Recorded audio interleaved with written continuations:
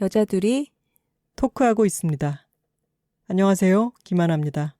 안녕하세요. 황선우입니다. 좋은 걸 좋다고 말하기 여둘톡 16화 시작합니다.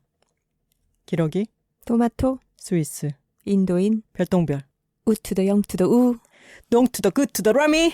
하!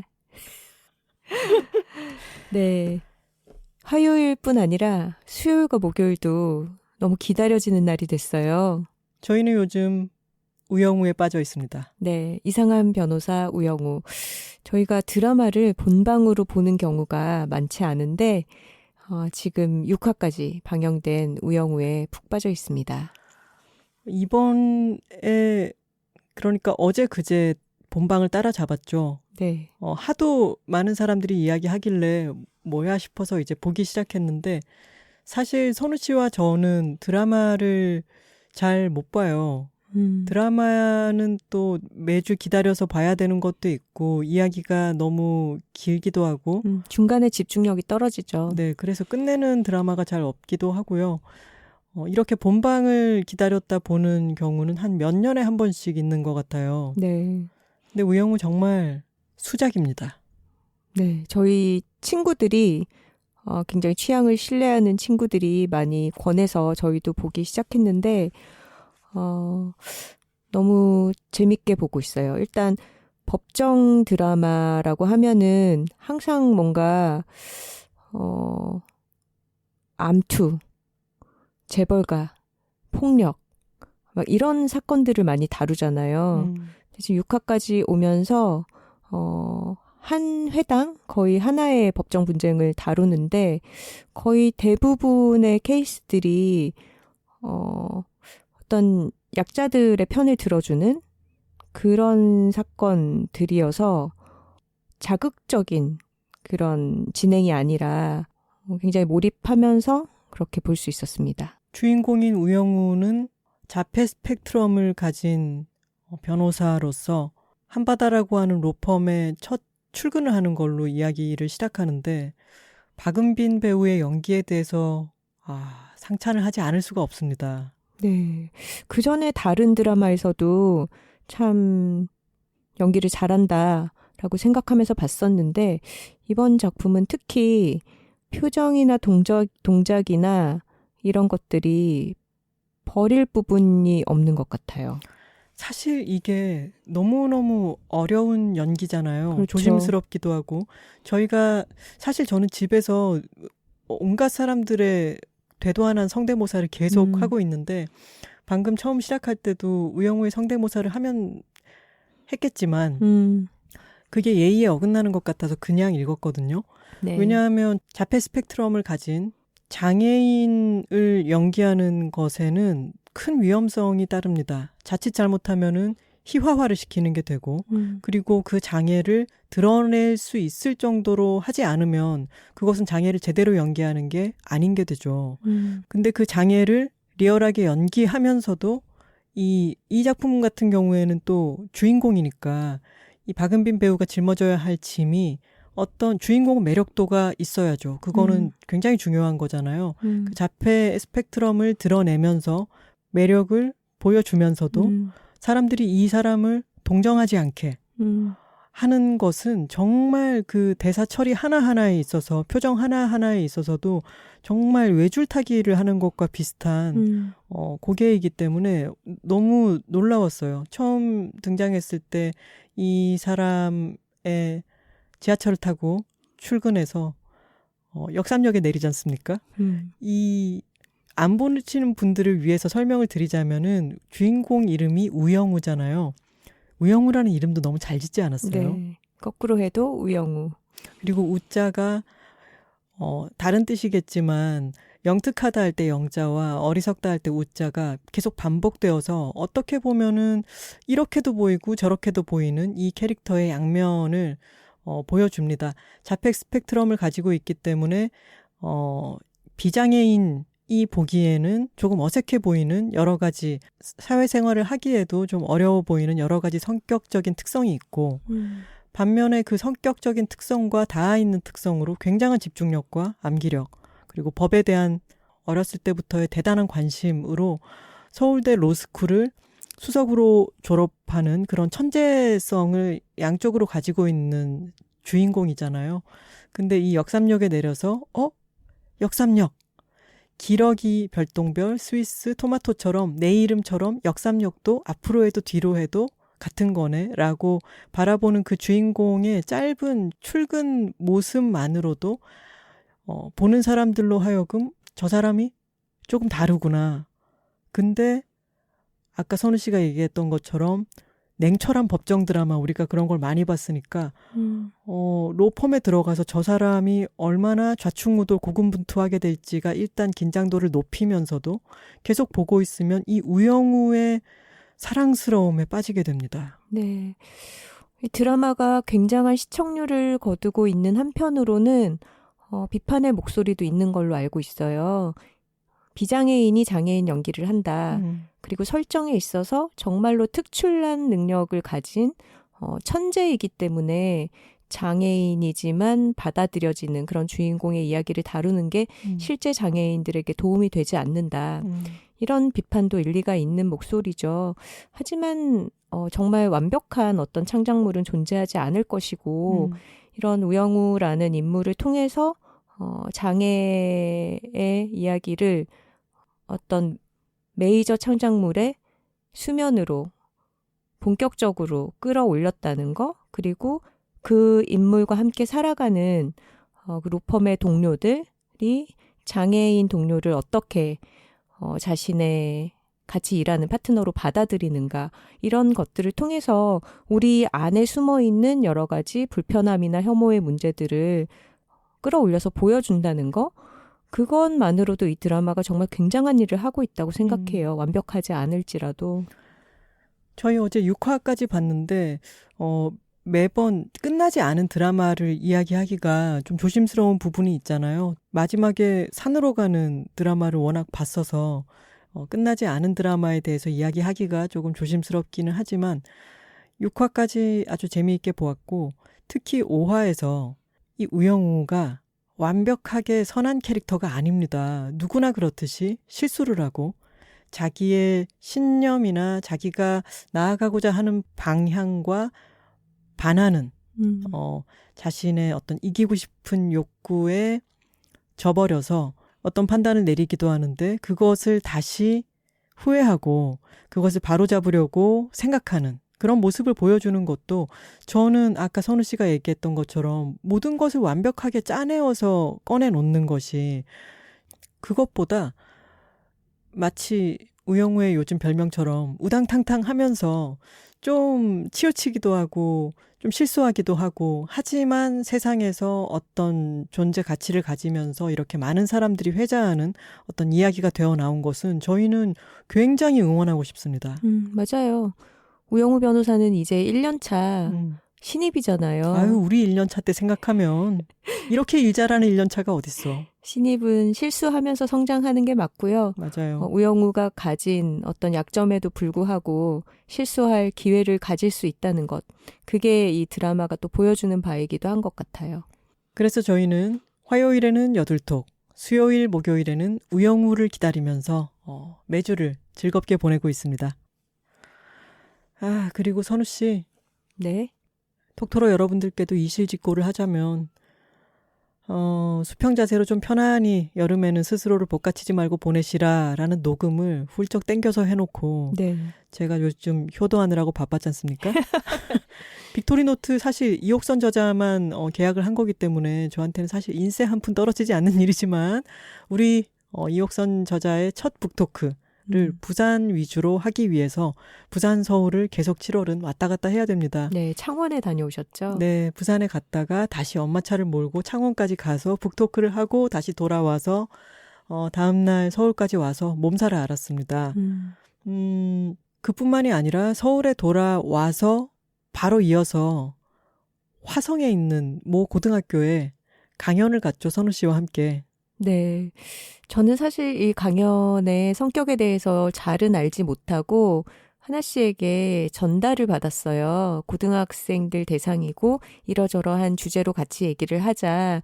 그래서 내용에 대해서는 준비를 했지만 어디에서 어떤 상황으로 얘기를 하게 되는지는 자세히 알지는 못한 채로 갔습니다. 저도 사실은 고등학생 대상이라는 것 외에는 상황에 대해서 전달을 받지를 못했고 고등학생 대상으로 강연을 해본 적이 몇 번 있으니까 그런 환경이겠거니라고 생각하고 갔죠. 네. 도착하라는 시간까지 가서 봤더니 점심시간이었어요. 운동장에서 학생들이 정말 열정적으로 축구를 하고 있더라고요. 이 날씨에. 그리고 저희는 차를 가지고 왔기 때문에 차를 어디다 주차해야 하나요? 라고 했더니 운동장을 가로질러서 그 축구하는 학생들을 잠시 멈추고 난 뒤에 안쪽 운동장 코너에 차를 대라고 해서 거기다가 주차를 했죠. 그러면서 대상이 몇 명쯤 되나요? 라고 그 주최 측에 여쭤봤더니 지금 이 축구를 하고 있는 학생들 기말고사를 끝내고 지금 약간의 여유로운 때인데 이 고등학교 1학년 학생 전부 350명을 강당에다 모아놓고 저희가 그 앞에서 강연을 한다는 거예요. 저희는 그전까지는 교실 하나 정도일 줄 알았죠.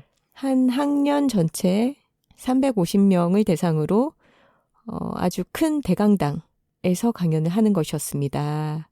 그 얘기를 듣고 깜짝 놀랐죠.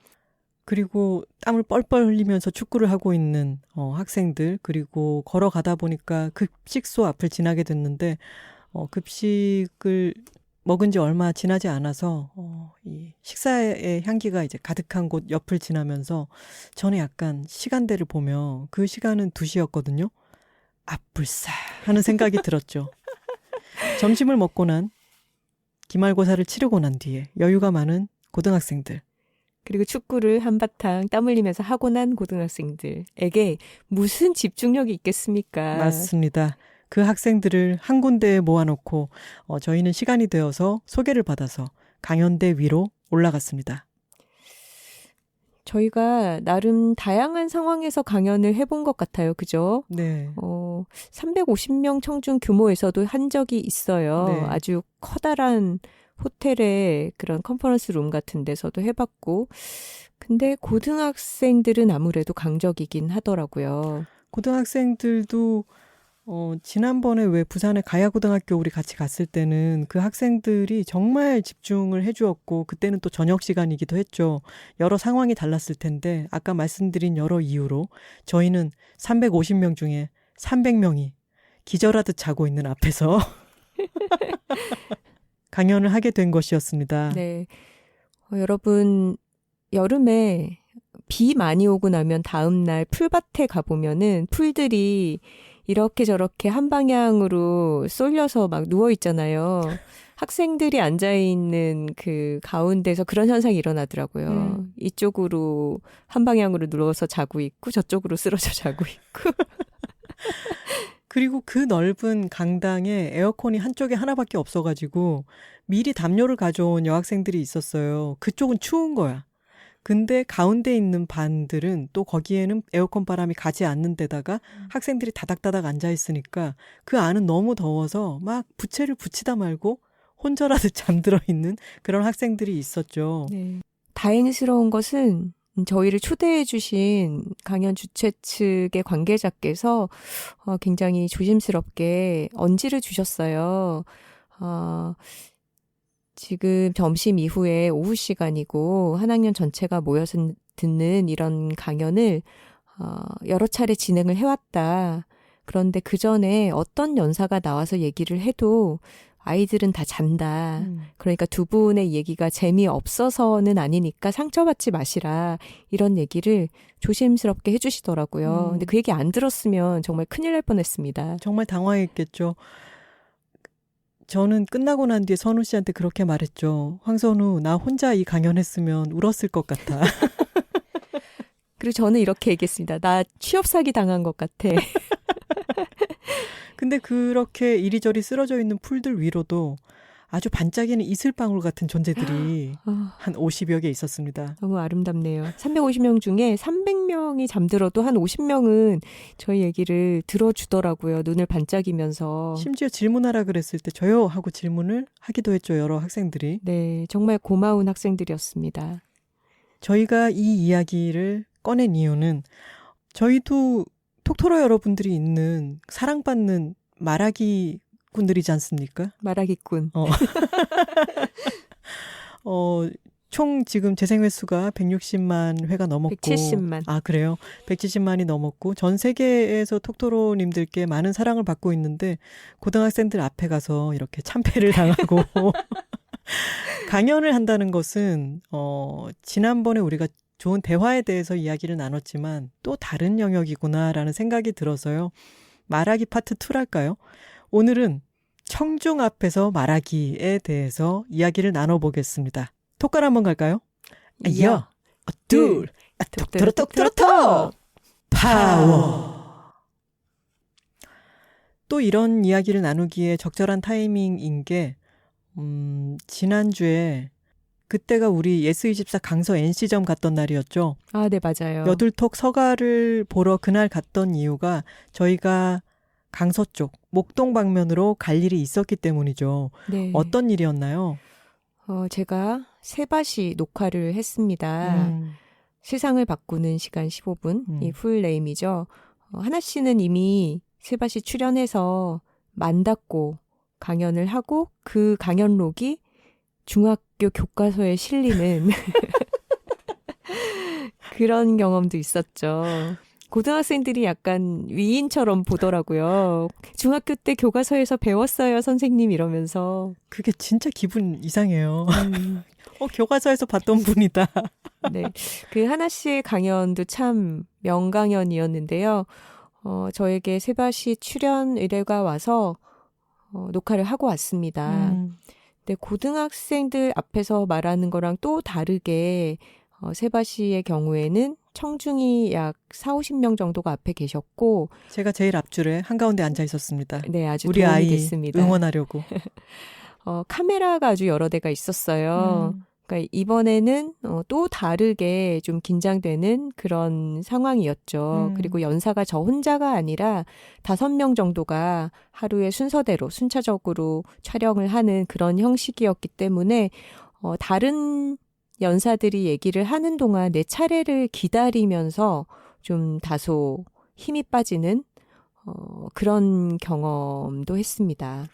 강연이라는 게 아까 고등학생들 앞에서 강연을 할 때도 저희가 머릿속에 그렸던 것과 실제로 우리가 해야 되는 상황의 다른 점 때문에 당황스러웠고 그리고 주최 측에서 애들이 많이 졸 거다라고 이야기를 해준 게 그나마 다행스러웠던 것처럼 강연이라고 하는 것은 그 당시의 현장 상황이 어떻게 될지 모르고 그래서 강연 자체를 하는 그날의 컨디션이 아주 좋았다 하더라도 그날의 예상치 못한 대기 시간이라든가 대기하는 상황에서 나의 주의력을 뺏어가거나 에너지를 감소시키는 어떤 상황 이런 데 맞닥뜨리게 되면은 최상의 컨디션을 발휘하지 못하게 될 수도 있죠. 맞아요.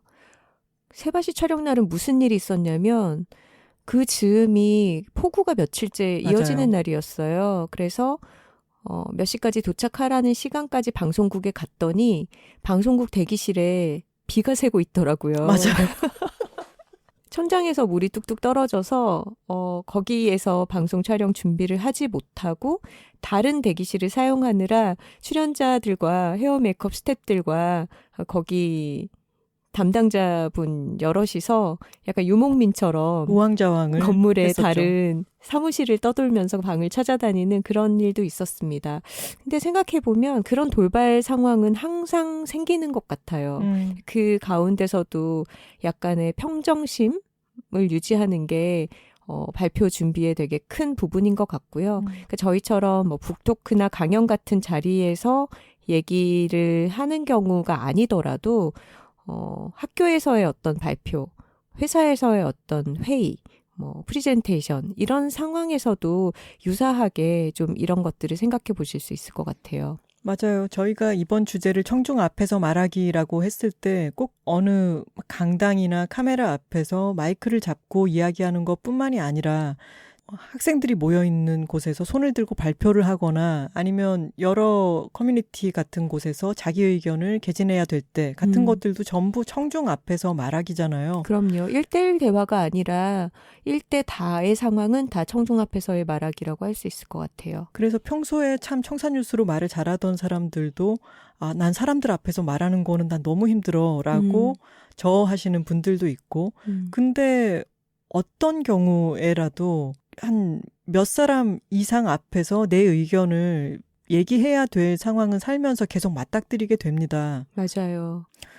다시 세바시 이야기로 돌아가자면은 그날 5명의 연사가 있었는데 저는 계속 기다리고 있었잖아요. 선우 씨가 3번째 순서라는 걸 알고 있었는데 다른 분들이 하는 것을 제일 앞줄에서 보고 있었고 근데 2번째 녹화를 하시는 분이 이분은 본인의 유튜브 채널에서는 아주 말씀을 잘하시는 분인 것 같은데 이런 무대 위에 서는 게 처음이거나 아니면 익숙하지 않은 분이어서 극도로 긴장을 해 계셨어요. 그래서 다시 할게요. 이게 아주 반복이 되면서 할당된 시간보다 시간이 굉장히 늘어났죠. 그분도 긴장을 하고 보는 사람들도 점점 이분이 잘 해낼 수 있을까 응원하는 마음과 함께 듣는 긴장도도 조금씩 흐트러지기 시작하는 때였어요. 그래서 그 다음에 선우 씨가 나오기 때문에 저는 뒷목이 뻣뻣해질 정도로 점점 긴장을 하게 됐었는데 그때 선우 씨는 어땠나요? 아무래도 발표 시간이 다 정해져 있잖아요. 특히나 타이틀에다가 15분이라는 시간을 정해놓고 하는 프로그램이니까 일정 정도의 대기 시간이 있을 것이다라고 예상을 하고 있다가 그 시간이 점점 늘어나니까 그러면 사람이 지치게 되죠. 근데 그렇게 지치는 한편으로 제 앞에 발표자분이 굉장히 딱하기도 했어요. 스스로도 무대 공포가 있다고 얘기를 하시고 리허설 때보다 훨씬 긴장한 기색이 역력했으니까요. 근데 아무래도 그런 경험이 적다 보면 무대 위에 섰을 때 준비했던 100%를 발휘하지 못하는 경우가 훨씬 많은 것 같아요. 근데 예상치 못하게 선우 씨의 대기 시간이 늘어가면서 선우 씨도 점점 더 긴장되거나 하지는 않았나요? 힘들어지거나? 저는 좀 힘들었는데 그래서 무대 옆에 약간의 창고 같은 곳이 있었거든요. 네. 그래서 거기에 가서 조금 거울 보면서 심호흡하는 걸로 긴장을 풀었어요. 아무래도 그 공간에서 그분의 얘기를 계속 듣고 있으면 그 바이브에 같이 휘말린다 그래야 되나? 그래서 좀 따로 있는 시간을 조금 가지고 돌아왔습니다. 지금 여러 이야기에서 듣는 분들도 짐작하실 수 있듯이 강연을 할 때는요. 긴장도를 해소하는 것, 내가 이 긴장도를 컨트롤하는 게 가장 중요한 부분이기도 합니다. 하나 씨는 내향인이잖아요. 네. 그런 상황에서 굉장히 긴장되지 않나요? 긴장이 다른 분들, 아마도 선우 씨보다는 제가 더 긴장하는 편일 거예요. 원래 성향은. 근데 이거 약간 운전과도 비슷한 것 같아요. 처음부터 운전을 잘하는 사람은 아무도 없는 것처럼 아무리 남들 앞에서 이야기할 때 안 떠는 사람도 내가 강연자라고 막 포스터가 붙어 있고 거기에 나가서 처음으로 할 때는 긴장이 정말 1도 안 되는 사람은 없을 거라고 생각하거든요. 근데 저처럼 긴장을 원래는 잘 하는 사람도 조금 처음에는 운전처럼 내가 생각했던 얘기 떨고 까먹어 가면서 끝내는데 급급하죠. 근데 2번째 하게 되면은 내가 지난번에 이런 실수를 했으니까 그걸 보완해야 되고 그러면서 운전을 한 몇 년씩 하게 되면은 차 타고 어디 갈 때마다 긴장하지 않게 되는 것처럼 강연도 마찬가지인 것 같아요. 지금도 사실 강연하기 전에 긴장은 되기는 하지만 긴장도를 떨어뜨릴 수 있을 만큼 제가 좀 더 능숙해지기도 했고 그리고 긴장되는 상황을 어떻게 내가 긴장도를 늦출지에 대한 노하우도 많이 쌓여 있어요. 가장 중요한 노하우는 여러분 아까 선우 씨가 얘기했던 것처럼 긴장되는 상황에 나를 두지 않고 좀 그곳에서 떨어져 나와서 심호흡을 하는 게 가장 좋습니다. 아, 떨릴 텐데 저 사람 진짜 떨리나 보다. 나도 같이 떨리네. 이렇게 되면요. 떨림의 악순환에 휘말려 들게 되죠. 네, 맞아요. 하지만 나의 평온함을 유지할 수 있는 약간은 독립된 시공간. 그러니까 박태환 선수가 수영하기 전에 헤드폰을 쓰는 것처럼 그게 꼭 공간적으로 분리가 안 된다 하더라도 나에게 약간의 결계를 치는 신호를 주고 그리고 심호흡을 하는 거는 긴장을 떨어뜨리는데 정말 큰 도움이 됩니다. 맞아요. 경험이 쌓이면 나아지는 거 분명하고요. 근데 우리가 실전 상황을 연습으로 쓸 수는 없잖아요. 그럴 때는 이제 발표 상황에 나를 놔보고 연습을 충분히 해서 가야 하는데 저는 그럴 때 제 목소리를 녹음해서 들어보는 게 확실히 도움이 되더라고요. 우리는 매주 지금 팟캐스트를 녹음하고 있으니까 내가 말할 때 말 습관에 대해서는 이제 인지를 하고 있죠. 그렇죠. 그래서 다음번에 할 때는 이 부분을 고쳐야 되겠구나라고 하는 것도 스스로에게 계속해서 피드백을 주고 있는 것이고 말하기를 낫게 하려면요. 자신의 목소리를 들어보는 것은 지름길입니다. 아주 빨리 자신의 말 습관과 여러 가지를 체크할 수가 있게 돼요. 내가 어떻게 생겼는지를 보기 위해서 거울을 보잖아요. 그거랑 똑같은 거예요. 근데 처음에는 좀 고통스러워요. 맞아요. 하나 씨도 그랬죠? 당연하죠. 저는 인터뷰 녹취를 풀 때 제 목소리를 어쩔 수 없이 들어야 했는데 그때마다 너무 힘들더라고요. 남들은 저한테 목소리가 좋다는 얘기를 곧잘 해주는데 그게 본인에게는 그렇게 들리지가 않거든요. 그래서 되게 괴로워하면서 제가 말한 부분은 빨리 감아가면서 그렇게 인터뷰 내용을 정리하곤 했었는데 그것도 여러 번 들어버릇하니까 조금 견디기가 나아지기도 하고요. 확실히 그렇게 들어보면 도움이 됩니다. 아, 내가 호흡이 굉장히 가쁘구나. 내지는 내가 이런 부사를 반복적으로 사용하는구나. 이런 걸 발견하면 의식적으로 고치는데 도움이 많이 돼요. 청취자 여러분들도 그런 경험이 있으실 거예요. 자기 녹음된 목소리를 들어보거나 아니면 다른 친구가 찍은 영상 속에서 내가 말하는 목소리를 듣고는 다른 친구들 목소리는 평소에 내가 듣는 거랑 똑같은데 아니 내 목소리가 이래? 라고 깜짝 놀란 경험이 누구나 있을 거예요. 근데 본인 목소리가 그렇습니다. 누구나 자기 목소리는 자신의 근육과 이 떨림을 통해서 뼈의 떨림을 통해서 청신경에 바로 전달이 되고 그리고 자기 미화라고 하는 거는 본능에 가까운 거라서 자신의 목소리를 다르게 인지하고 있어요. 근데 다른 사람들의 목소리는 공기를 통과해서 내 귀로 들어오죠. 그러니까 객관적으로 다른 사람의 목소리를 평가하는데 자기 자신의 목소리는 객관적으로 평가를 못하고 있는 상태예요. 객관적으로 평가를 하기 위해서는 무조건 녹음을 해서 자신의 목소리를 들어보는 게 중요합니다. 그리고 청중 앞에서 말할 때의 경우에는 좀 더 다듬어진 어떤 말하기를 하려면은 녹화를 해서 보는 것도 중요해요. 그것까지는 차마 못하겠더라고요. 차마 못하죠. 자기 혼자 자기를 녹화해서 보는 거는 좀 힘든데 저희 같은 경우에는 유튜브로 방송 송출이 되고 그것을 다시 보거나 할 경우가 있으니까 그럴 때는 나의 손동작이라든가 몸을 괜히 흔들거나 고갯짓 뭐 이런 것들이 다 객관적으로 보이죠. 잔인하리만큼 객관적으로 보입니다. 근데 그렇게 보지 않으면은 고칠 수가 없어요. 힘드네요. 생각만 해도 힘드네요. 이번에 세바시 녹음 참 잘했고 이번 제목이 뭐였죠? 일 잘하는 사람들에게는 거절의 기술이 있다. 이런 제목이었습니다. 거절하기에 관련한 강연인데 언제 올라올지는 모르겠지만 나중에 세바시 7월 말이라고 해요.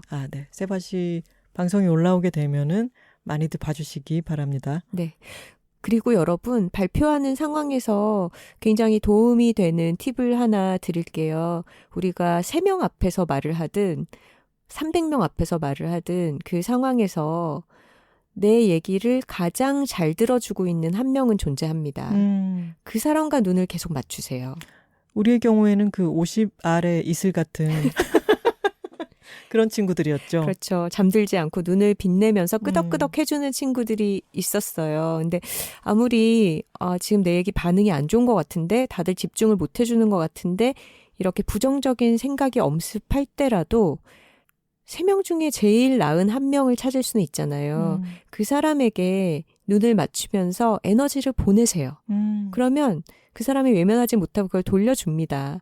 그런 상호작용을 통해서 눈빛과 표정과 집중이 오갈 때 내가 하는 말이 좀 더 갈 길을 바로 찾아가요. 근데 그거를 놓치고 누구와 아이 컨택을 해야 될지 모르게 되고 지금 이 사람들이 내 얘기를 안 들어주는 것 같고 이런 미로에 빠지게 되면 이 이야기 자체가 힘을 잃어버려요.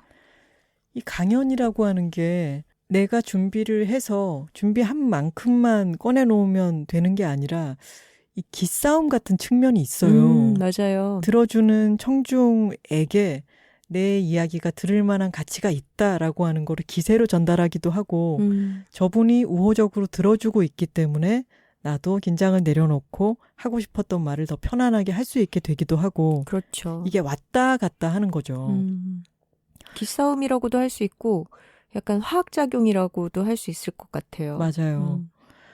저희가 좋은 대화란 무엇인가를 얘기할 때 좋은 대화는 서로 간에 상대가 편안하게 이야기할 수 있는 분위기를 만들어주고 그리고 내가 내 이야기를 꺼내놓기도 하면서 우리 사이에서 제3의 길로 어떤 대화가 흘러가기도 한다. 이런 얘기를 했었죠. 네. 모든 공연과 마찬가지로 강연도 들어주는 사람과의 케미스트리에 의해서 생각지도 못했던 다른 멋진 결과를 이끌어내기도 합니다. 맞아요. 그렇지만 어떤 즉흥성보다는 내가 준비한 것을 잘 펼쳐 보이는데 더 방점이 찍히겠죠. 맞아요. 준비 없이 와서 그날의 운만 믿는 것은 강연을 망하게 하는 지름길이기도 하죠. 그런데 어떤 얘기를 어떤 방식으로 준비해야 잘 할 수 있는지도 개인의 경험치의 영역인 것 같아요. 하나 씨 같은 경우에는 마인드맵을 잘 활용하는 편이고 저는 좀 원고를 꼼꼼하게 글로 써야 마음이 편한 타입인 것 같아요. 근데 원고를 그대로 외워서 토시 하나 틀리지 않고 얘기하려고 하게 되면은 저는 어떤 생기 같은 게 사라지기도 하는 것 같아서 자칫 원고를 읽는 게 되어버리잖아요.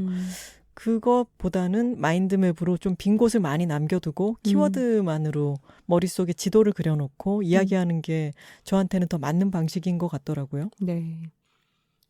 세바시 촬영장의 청중들 가운데도 톡토로님이 계셨습니다. 아, 맞아요. 왜죠? 톡토로는 어디에나 있으니까요. 맞습니다. 톡토로 이즈 에브리웨어이기 때문이죠. 네, 유난히 잘 들어주신다 싶은 분이 톡토로셨고 나중에 촬영 끝나고 와서 반갑게 인사를 나눴습니다. 그렇게 청중 가운데서 나에게 호의적인 사람을 꼭 찾아내야 됩니다. 사실 요즘 저희의 여러 말하기 자리 중에서 가장 즐거운 것은 북토크예요. 책을 읽고 난 뒤에 아주 우호적인 마음으로 우리에 대해서도 어떤 정보를 많이 갖고 계신 분들이 호의적으로 와서 앉아 계실 때는 저희도 말이 훨씬 더 편안하게 되고 즐거운 자리가 완성이 되죠. 그렇죠. 제가 예전에 이런저런 강연을 다닐 때 참 제일 힘들었던 자리 중에 하나가 어딘지 아세요? 어디죠? 너무 신기하게도 교직원 대상 강연이었어요. 아니 교직원이면 선생님들이잖아요. 선생님들은 본인들이 수업할 때 학생들이 다 자고 있으면은 정말 힘드셨을 텐데 그게 너무 당연하게 느껴지시는 건지 제가 그 교직원 연수 같은 곳이었는데 제일 앞자리에 계셨던 여자 선생님들은 진짜 눈을 빛내면서 들어주셨어요. 근데 한 중간쯤에 가장 제 눈높이의 남자 선생님들, 중년 남성 선생님들 한 5분 정도가 쭈루룩 앉아 있었는데 팔짱을 딱 끼고 너무 편안하게 자는 거예요. 아, 근데 그때 되게 서운한 느낌이 들면서 그럴 때는 어제 잠이 부족했나 보다 이렇게 생각해야 되는 것 같아요. 해야겠죠. 갑자기 제가 말하기에 썼던 저희 아빠 이야기가 생각이 나네요. 제가 어느 강연에 갔다가 여러 사정으로 강연을 말아먹고 말았다. 그 얘기를 아빠한테 토로했을 때 아빠가 뭐라고 하셨냐면은 아빠가 강연 같은 거 그 시민들을 대상으로 문학 강연 같은 거를 잘 하시던 분이거든요. 그때 저한테 뭐라고 하셨냐면은 하나야 강연도 다 기싸움이다. 강연할 때 잡을거나 딴짓하는 사람이 있으면 이 사람들이 지금 내가 얼마나 준비를 해가 열과 성을 다해서 강의하고 있는데 버르장머리 없구러. 항마 안 들으면 네 손해지. 이래 생각을 해야 된다. 쭈삣거리고 그거 말려들면 안 되는 기라. 알았지? 이렇게 얘기를 해주셨습니다.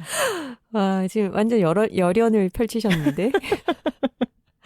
그 녹음실에 음파 그래프가 이렇게 왔다 갔다 하잖아요. 아버지 연기할 때 이거 맥스를 찍은 것 같아요. 근데 그렇게 아빠처럼 저 사람들이 내가 진짜 열심히 준비했는데 안 들으면 네 손해지. 항마 이렇게 마음으로라도 내가 거기에 너무 쭈뼛거리고 말려드는 것보다 꼿꼿하게 있어야 된다. 내 힘을 잃지 말아야 된다라고 생각하는 것도 도움이 됐고요. 또 다르게는 다들 못할 때도 있다. 이 얘기가 또 큰 도움이 돼요. 맞아요. 근데 강연장 같은 데서 이 청중들은 나랑 다시 보지 않을 사이다라고 생각하면 뭐 졸고 있건 자본다라는 말은 존단 말입니다, 여러분. 아, 네네.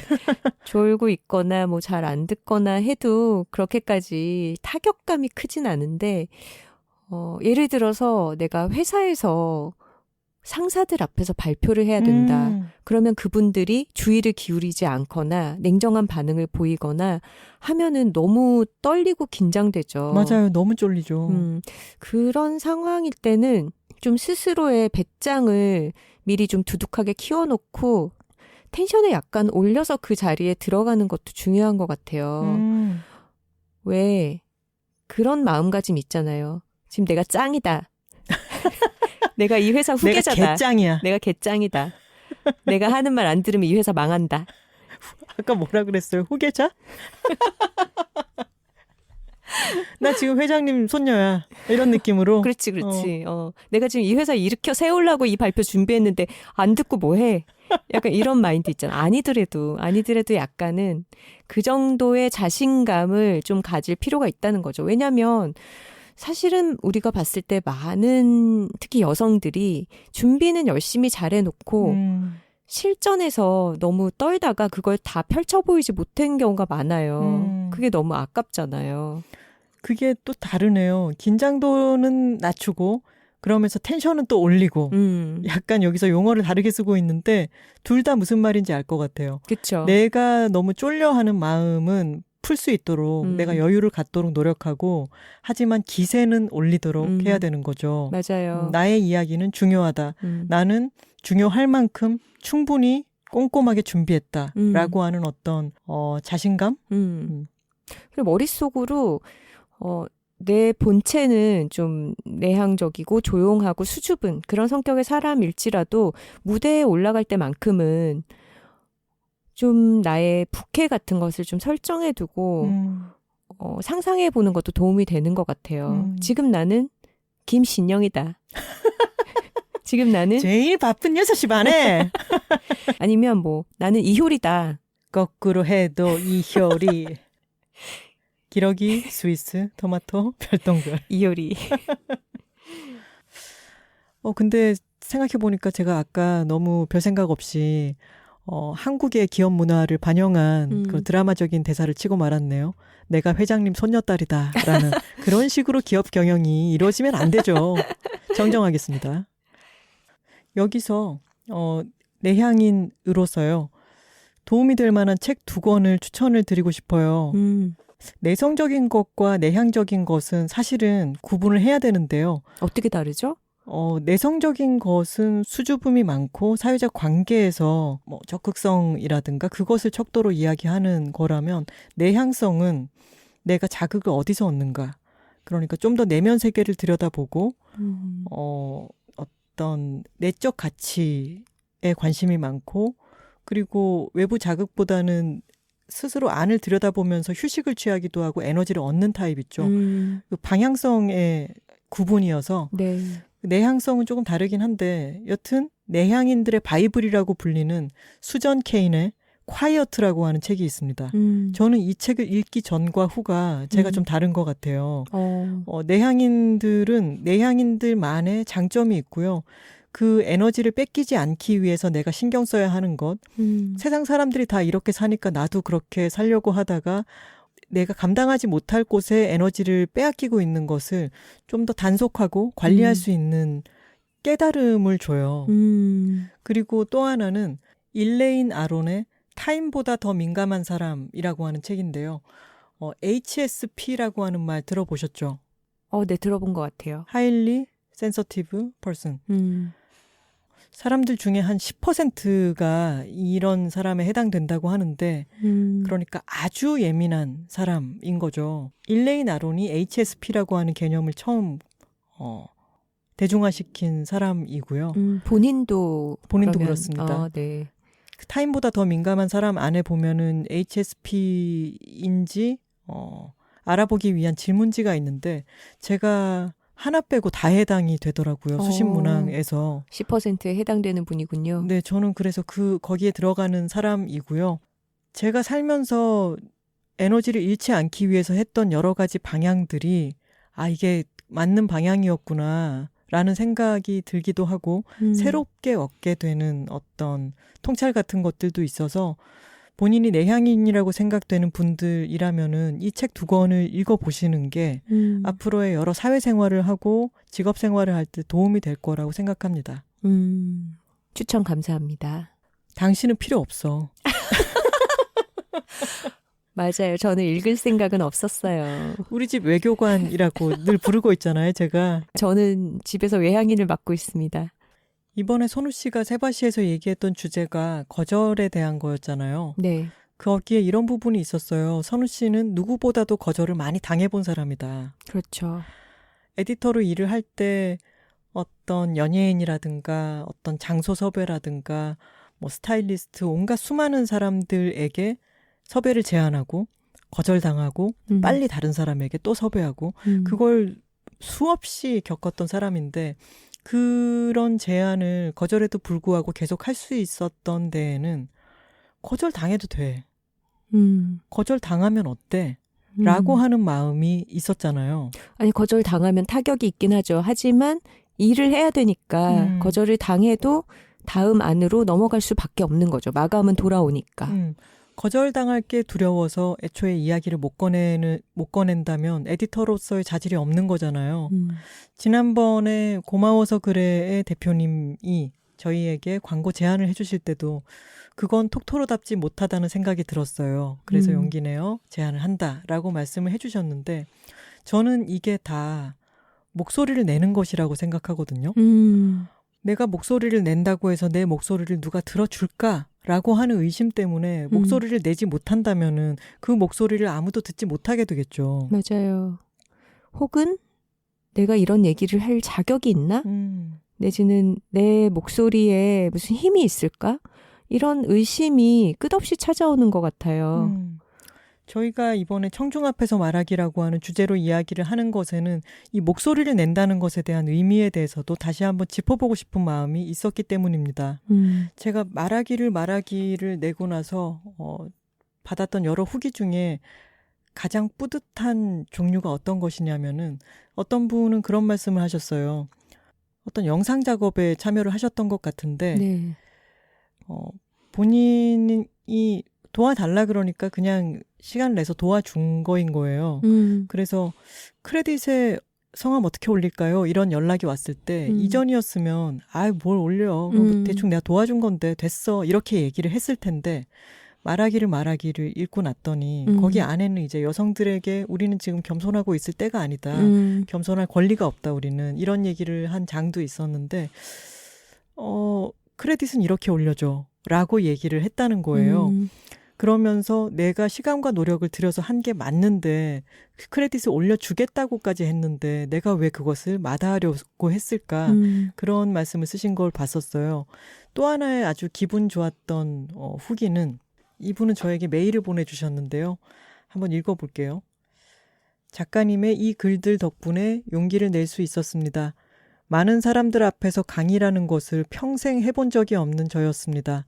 두려웠고 자신이 없었습니다. 실수를 하고 망신을 당하지는 않을지, 내 이야기가 과연 다른 사람들에게 도움이 될 수 있을지, 괜히 쓸데없는 얘기로 다른 사람들의 귀한 시간을 뺏는 건 아닌지 여러 가지 생각들로 항상 주저하고 망설이는 사람이었어요. 그런데 김하나 작가님께서 마이크 앞에 선 여자들이 더 많이 보여야 한다고 자신의 성과에 대해 절대로 겸손하지 말라고 하신 말씀 덕분에 새로운 기회 앞에 머뭇거리지 않고 앞으로 나아갈 수 있었습니다. 정말 부족한 제가 올해 강의라는 것을 4차례나 했습니다. 물론 어색했고 버벅거렸고 엄청 떨렸죠. 하지만 용기 내서 마이크 앞에 섰습니다. 이렇게 말씀을 해주셨어요. 네. 근데 그 결과 이분이 계속해서 이야기를 하고 떨림을 극복하고 강의를 계속하고 자신이 했던 성과를 계속해서 목소리를 내신 거죠. 이분은 누구시냐면 2000 시립마장도서관에 계신 김은미 사서님이셨는데요. 네. 이분이 결국 올해 1월 달에 제1회 한국사서상 공공도서관 부문 전국에서 단 한 명 주는 상을 받으셨습니다. 이야, 너무 대단하지 않습니까, 정말? 이분이 상을 받으시기 전에 보내주신 메일을 제가 읽은 거였는데요. 코로나 이전에 토크를 섭외를 해주셨었고 코로나 지나가고 난 뒤에 제일 처음 이천 마장도서관에 선우 씨와 함께 가서 이야기를 나눴었죠. 여러분 잘하는 걸로 그치면 안 되고요. 자신이 잘한 것을 널리 알려야 됩니다. 그리고 그 알리는 과정에는 마이크가 내 앞에 왔을 때 사양하거나 거부하지 않는 일도 포함이 돼요. 그리고 그것은 연습으로 계속해서 나아지고요.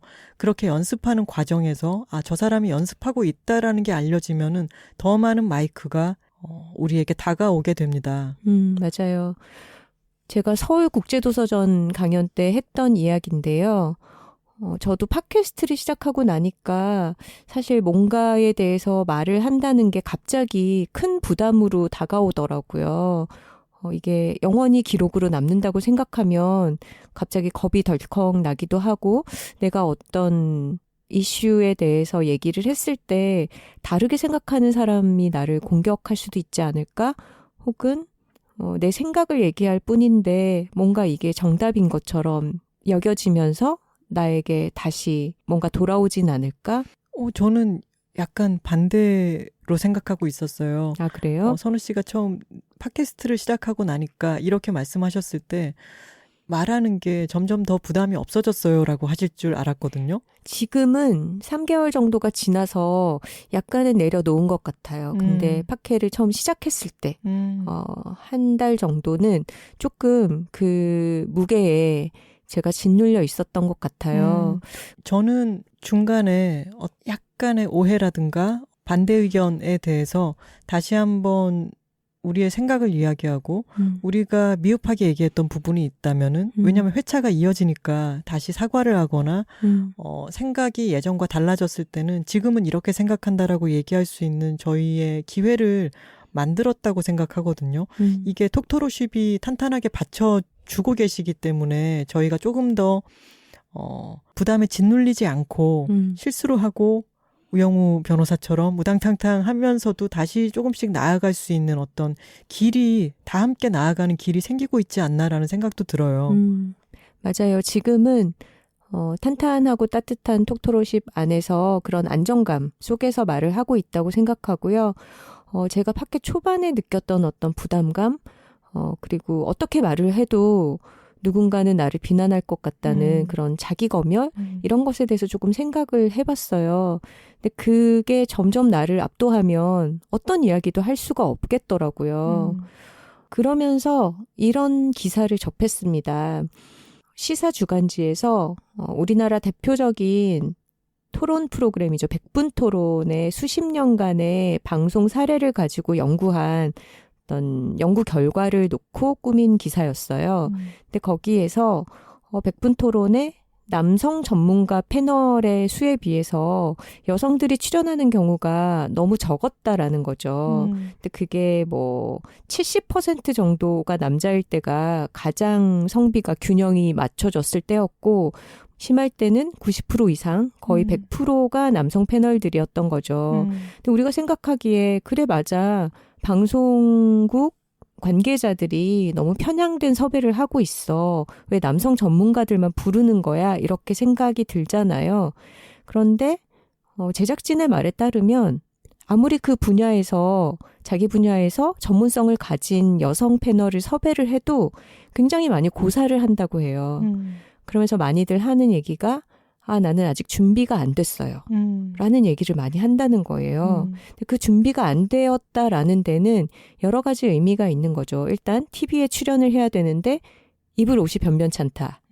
헤어 메이크업이 어떨지 걱정이다. 내지는 내가 지금 다이어트 중이다.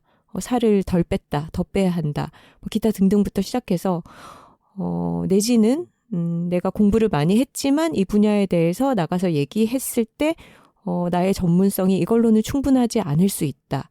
뭐 내지는 내 학계에서 다른 의견을 가진 사람들한테 내가 어떻게 비칠지 모르겠다. 뭐 이런 여러 가지 걱정들이 복합적으로 있는 거죠. 겹겹이 자기 검열의 벽이 있는 거군요. 그렇죠. 근데 그거는 그런 여성 패널 개인을 탓할 문제가 아니라 사실 여자들이 방송에 나왔을 때 외모 평가를 너무 많이 받고 똑같은 얘기를 하더라도 남성 패널들에 비해서는 그 발언의 핵심이 아닌 다른 것들로 지적을 많이 받고 그리고 아무리 그 분야에서 경험과 전문성을 쌓은 사람일지라도 그것에 대해서 의심을 많이 받기 때문에 스스로도 자신감이 떨어져 있는 거죠.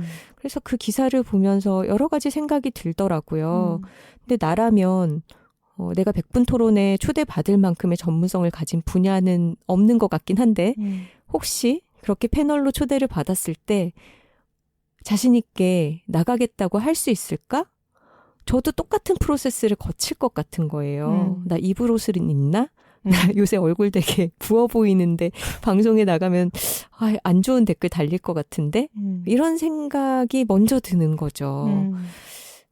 그리고 나도 이것을 극복을 해야겠지만 내 주변의 여자들이 이런 것에 대해서 신경 쓰지 않고 정말 자기 분야의 목소리를 낼 수 있는 환경을 같이 만들어 가야겠다라는 생각을 많이 했습니다.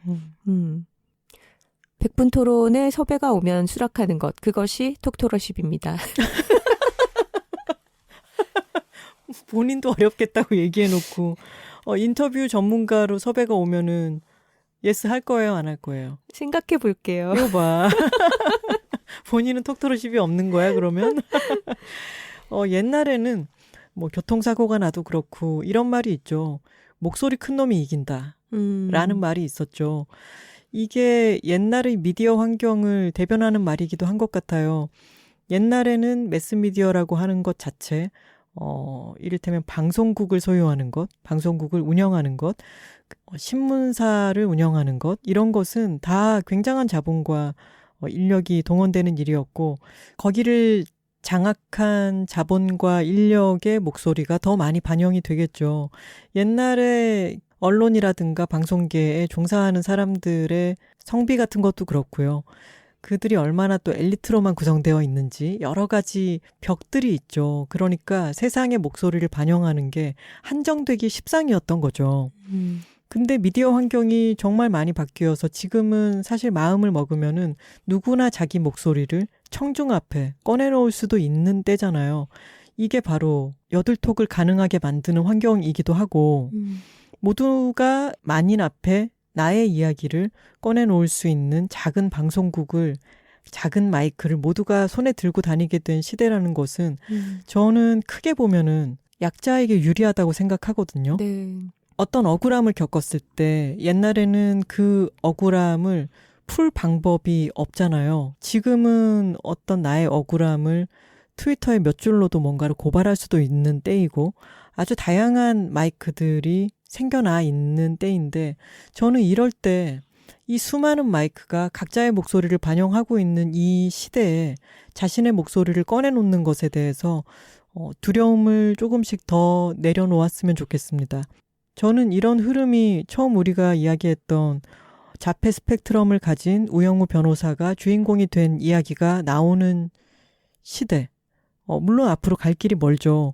무수히 다른 각자의 사정이 있고 각자의 빛나는 이야기들을 다 갖고 있는데 그것을 모두가 다양하게 꺼내놓을 수 있는 시대가 저는 더 좀 흥미진진한 시대가 아닌가라는 생각도 들어요. 같이 가는 것 같아요. 큰 마이크가 작은 마이크로 대체되는 그런 시대라기보다는 다 함께 가는 시대가 아닌가 싶습니다. 맞아요. 하지만 큰 마이크만 있던 시대보다는 훨씬 더 재미있는 때가 아닌가 싶습니다. 네. 자신의 작은 마이크도 충분히 활용하시면서 큰 마이크가 앞에 왔을 때도 밀어버리지 않으셨으면 좋겠어요. 근데 생각해보면 각자 작은 마이크들이 있어서 막 악성 유튜버들도 생기고 골 때리는 일들도 많죠. 그러네요. 다 같이 가는 거죠. 시끄럽네요. 네. 그리고 이건 조금 다른 이야기가 될 수도 있겠지만 청중 앞에서 말하고 나의 자리에서 목소리를 내는 것도 중요하지만 그 목소리가 수많은 사람이 들었다라는 것만으로 다는 아닌 것 같아요. 우리가 3화, 여들톡 3화 서머 오브 소울 축제의 여름 이야기를 했을 때도 그렇게 수십만 명이 보았던 축제의 현장이라는 게 다시 회자되지 않고 그 기록물이 방송되지 않으니까 사장이 된 그게 있었다는 것 자체가 신기루처럼 취급되는 그런 이야기도 보았잖아요. 다행히 남아있던 그 필름이 지금 다시 각광받으면서 사람들 앞에 다시 나타나기는 했지만 그래서 이렇게 나온 목소리들을 기록하고 그리고 그것에 의미를 부여해주고 계속해서 쌓아가는 것도 정말 중요한 작업이 아닐까라는 생각도 듭니다. 맞아요. 역사라는 것도 계속해서 새로 쓰여지는 것이라는 생각이 듭니다. 맞습니다. 여둘 애드 시간입니다. 이번 여둘 애드는 책입니다. 근데 선우 씨 우리 광고 하겠다라고 이야기하고 난 뒤에 책이 너무 많이 들어왔습니다. 저희가 두 사람이 다 읽고 재밌다. 둘 다 이거 하자. 이렇게 될 때만 책 소개를 하려고 해요. 그리고 저희가 또 훑어보기도 해야 되니까 그때그때 주제와 겹치지 않게 가는 것도 필요하고 그래서 책을 선별하는 것이 꼭 이 책이 함량 미달이어서 광고를 하지 않고 이런 게 전혀 아니고요. 그때그때의 서로가 둘 다 이거는 소개하는데 의미가 있겠다라는 동의를 했을 때만 책 소개를 하려고 하고 있어서 많은 출판사에서 이제 제안 주신 데 대해서 죄송하게도 거절의 말씀을 드렸는데 양해 부탁드려요. 귀여움 떠셨어요? 네, 그렇게 해서 저희가 여둘 애두로 소개드리는 첫 책입니다. 제목이 뭐죠? 제목이 좀 그래. 여러분, 이 책은요. 그러니까 앞서 말씀드렸듯 저희가 엄선한 책이고요. 이 책의 제목은 벌레를 사랑하는 기분입니다. 선우 씨가 우리 집의 가장이잖아요. 그렇죠. 제가 가장입니다. 왜 빼박켄트 가장으로 임명되었는지 잘 알고 계시죠? 그럼요. 집에 벌레가 들어오면 제가 처리를 합니다. 저는 벌레를 참 무서워합니다. 그래서 작은 벌레가 집에 들어와도 약간 혼비백산하는 타입이어서 호들갑을 떨면서 선우 씨에게 달려가서 벌레가 나타났다고 잡아달라고 통사정을 하는 그런 사람이고요. 선우 씨는 그럴 때 기다려 잠깐만 이러면서 벌레를 약간 휴지로 잡아서 창밖으로 날려보내주거나 그렇게 해주시는 아주 가장이시죠. 저라고 해서 벌레가 무섭지 않은 것은 아닌데요.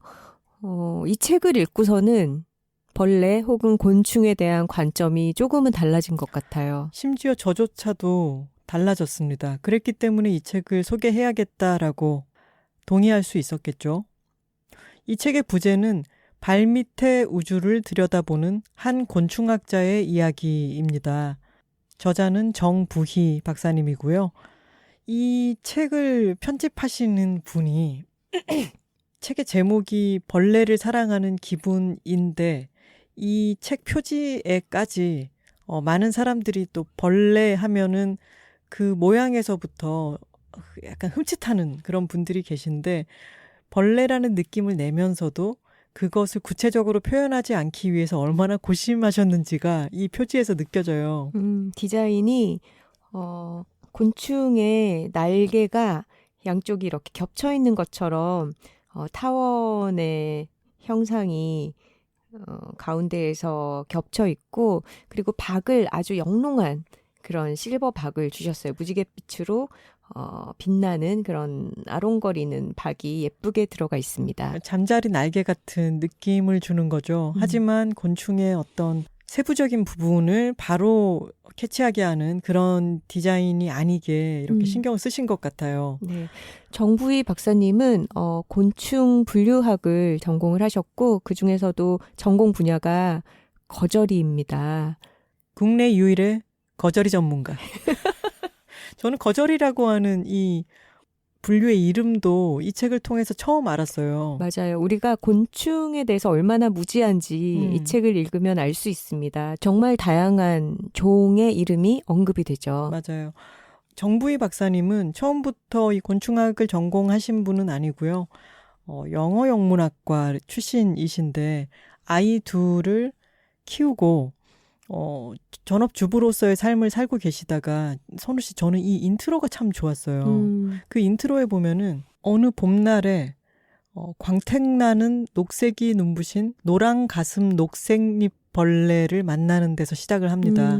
그리고 옆에는 보면 노란 가슴 녹색잎 벌레 그림이 나와 있는데 실제로 이 색감의 조화라든가 이 모양 사이에 아주 미세한 어떤 장식적인 요소를 가지고 있는 것까지 이 곤충 자체가 너무너무 조그만 아이이지만 아주 신비로워요. 맞아요. 네. 근데 정부희 박사님이 우연히 이 벌레를 보고 순간 전율이 일면서 전공 시간에 탐독한 셰익스피어의 풍성하고 맛깔스러운 은유로도 표현할 수 없는 그런 느낌이 들었죠. 그러면서 여러 곤충들을 만났을 때 그 곤충들을 관찰하고 그 곤충들의 이름을 불러주고 싶은데 본인이 공부를 하려고 해도 할 자료가 없었던 거예요. 그래서 이분은 40대에 대학원 석사과정 시험을 보고 그때부터 처음으로 곤충학 공부를 시작하게 됩니다. 대학원에 면접을 보러 가는 날을 회상한 기록이 있는데요. 15년 만에 외출이었다라는 말도 있었고요. 대학원에 이제 원서를 내기 전에 고민하는 시간이 1년 정도나 있었다고 했죠. 아이들은 아직까지 대학 진학 전이고 아이들을 돌봐야 되는 것도 나의 책임인데 얘들을 두고 내가 그저 공부하고 싶다고 이걸 해도 될 것인가 라는 생각도 들었고 그렇게 고민을 하다가 대학원 진학을 결정하고 난 뒤에 마치 무병에 걸린 사람처럼 열흘 동안 물 이외에 아무것도 먹지 못하고 잠도 잘 수가 없었다라는 부분이 나오죠. 그렇게 해서 대학원 면접을 보러 갔는데 면접관들은 이분이 경력 단절 여성이고 그리고 지금까지 전업주부로 살았고 그리고 이과생이 아니라 문과 출신이고 이런 것을 조목조목 공격을 합니다. 네. 그리고 면접에 합격하고 나서도 공부하는 과정 내내 이런 꼬리표가 이분을 따라다닙니다. 맞아요. 여러 가지 편견을 받으면서 심지어는 학술대회 같은 데 가서 주부가 아이들 돌보지 않고 이렇게 공부하느라 너무 바쁘시겠다 이런 비아냥을 듣기도 하고요. 근데 그렇게 하면서도 석사, 박사까지 해내고 거저리 전문가가 되신 거죠. 이 정부희 박사님은 곤충의 밥상부터 시작해서 대중서를 정말 많이 쓰셨고 국내 유일의 거저리 전문가. 이 거저리 전문가가 발음할 때 약간 쾌감이 있어가지고 자꾸 얘기하게 되는데 책에 보면 이런 부분도 있었어요. 한국 메뚜기 대부 김 교수님 얘기도 나오는데 메뚜기 대부라든가 어떤 곤충계의 어느 정도 경지에 이른 전문가들을 지칭할 때가 자꾸 너무 재밌는 거예요. 맞아요. 그리고 정부희 박사님은 세계에 몇 안 되는 우리나라에서는 유일한 버섯살이 곤충 연구자이기도 하십니다. 아주 정력적으로 공부를 하셨고 그리고 논문도 굉장한 기세로 논문을 많이 발표하셨고 그리고 곤충을 연구하려면은 현장 조사를 무조건 나가야 되는 거죠. 아, 정말 그런 부분도 너무 재밌었어요. 제주도의 숲 아주 깊은 곳으로 들어간다거나 아니면은 그 바닷가에 있는 데서 이제 해안 사구. 네, 해안 사구를 조사하거나 그런 숲 같은 데 들어갈 때는 또 너무 칠흑같이 어두운 곳에서 불을 함부로 켤 수도 없고 그런 곳에 들어갈 때의 그런 신비스러운 느낌, 거기서 반딧불이를 만나거나 했을 때 아, 이곳이 정말 낙원 같구나라고 느끼는 신비로운 어떤 경험도 있었고요. 그런 현장 조사뿐만이 아니라 거기서 데리고 온 곤충들을 지퍼백 같은 데에 이파리와 함께 넣어서 자신의 서재, 연구실 이런 데서 계속해서 기르고 관찰하고 뿐만 아니라 어떤 곤충들은 표본을 만들기도 해야 되는데 노안에 오셔가지고 길이가 한 몇 미리밖에 안 되는 곤충을 표본을 만드는 작업을 할 때도 본인 스스로 똥손이라고 말씀을 하시는데 그런 본인의 다양한 한계에도 불구하고 정말 어쩜 이렇게 곤충을 알려고 하고 온 생을 바쳐서 이렇게 곤충의 세계를 계속해서 경이로운 마음을 유지하면서 이렇게 연구 활동을 하실 수가 있는지 너무 존경스러운 마음이 들었습니다. 맞아요. 이분은 어떤 학자의 자세, 학문적인 호기심과 궁금증 같은 것을 아마추어 시절 때부터 타고나신 분인 것 같아요. 학부만 졸업하고 사실 아이들 키우면서 전업주부로 오래 지내셨는데 그 기간 동안에도 아이들과 함께 캠핑을 다니거나 곤충을 좋아하는 아들들 때문에 여기저기를 다니면서 같이 자연을 관찰하거나 할 때 계속 어떤 학구적인 호기심을 갖고 계시더라고요. 그래서 곤충 이전에는 문화재에 대한 그런 탐구심이 있어서 전국을 돌아다니기도 하고 그 다음에는 야생초, 야생화에 대해서 굉장히 열심히 연구하기도 하셨고 그 식물에 대해서 전혀 어떤 전공 분야와 상관없이 개인적으로 탐구하고 공부했던 그 지식이 또 나중에는 곤충의 한 사리를 연구하면서 그 먹이가 되는 식물들에 대한 어떤 배경 지식이 되어주기도 하고요. 그런 늘 배우는, 공부하는 자세가 나중에 40대에 새로 시작한 그런 학위 공부에도 이어진다는 게 굉장히 놀라웠습니다. 이 책을 통해서 우리는 어느 늦깎이 연구자의 정력적이고 아름다운 학문 생활을 엿볼 수가 있어서 그게 참 좋았습니다. 맞아요. 그리고 벌레를 사랑하는 기분이라고 제목이 되어 있지만 어떤 곤충을 귀엽게 사랑스럽게만 바라보는 그런 시각은 아니에요. 대부분의 평범한 우리가 갖고 있는 벌레는 징그럽다, 무섭다, 더럽다 이런 편견을 깨부셔주기는 하지만 그 반대편에서 얘네가 너무 귀엽고 사랑스러워요 이렇게 주장하는 것이 아니라 그들은 너무 당연히 거기에 있다. 그들은 존재한다. 받아들여야 한다. 그리고 사실은 인간들이 더 늦게 지구에 출현해서 여기선 인간이 뇌가 크다는 얘기가 정말 자주 나오거든요. 곤충과 대비해서 커다란 두뇌를 사용해서 자기 자신들의 편의에 맞춰서 환경을 개조하느라 사실은 굉장히 많은 환경 파괴가 일어났고 그렇기 때문에 곤충들의 생태가 어떻게 위협받고 있는지 그것에 대해서 굉장히 조목조목 이해를 시켜주는 책이에요. 그래서 최근에 러브벅이라 그러나요? 어떤 해외에서 들어온 외래종의 곤충이 갑자기 너무 많이 나타나서 네, 출몰을 해서 굉장히 공포에 떨었잖아요, 우리가. 그런 현상이 왜 벌어지는지 그리고 그것을 인간의 관점에서 징그럽고 박멸해야 될 어떤 것으로 취급을 할 때의 위험성이 어떤 것인지 그런 것까지 종합적으로 파악을 하게 만들어주는 그런 책입니다. 천문학이 별과 우주라고 하는 거대한 세계에 대해서 생각하게 하잖아요. 이 책은 미시의 엄연한 곤충들의 세계에 대해서 아주 다른 시각을 갖게 만들어주는 책입니다. 맞아요. 소우주를 들여다보게 합니다. 그리고 벌레들이 먹고 사는 어떤 식물과 종별로 얼마나 밀착이 되어 있는지, 어떤 특정 종의 곤충은 어떤 식물을 먹고 사는지, 그리고 그 곤충을 또 잡아먹는 새들이나 개구리 등의 천적들의 먹이사슬이 어떻게 되어 있는지 이런 것에 대해서 종합적으로 바라보면서 우리가 살고 있는 도시의 자연 환경이 얼마나 편협되어 있는가, 얼마나 좁게 파괴되어 있는가 이런 것들을 되게 다른 시각으로 보게 해주는 것 같아요.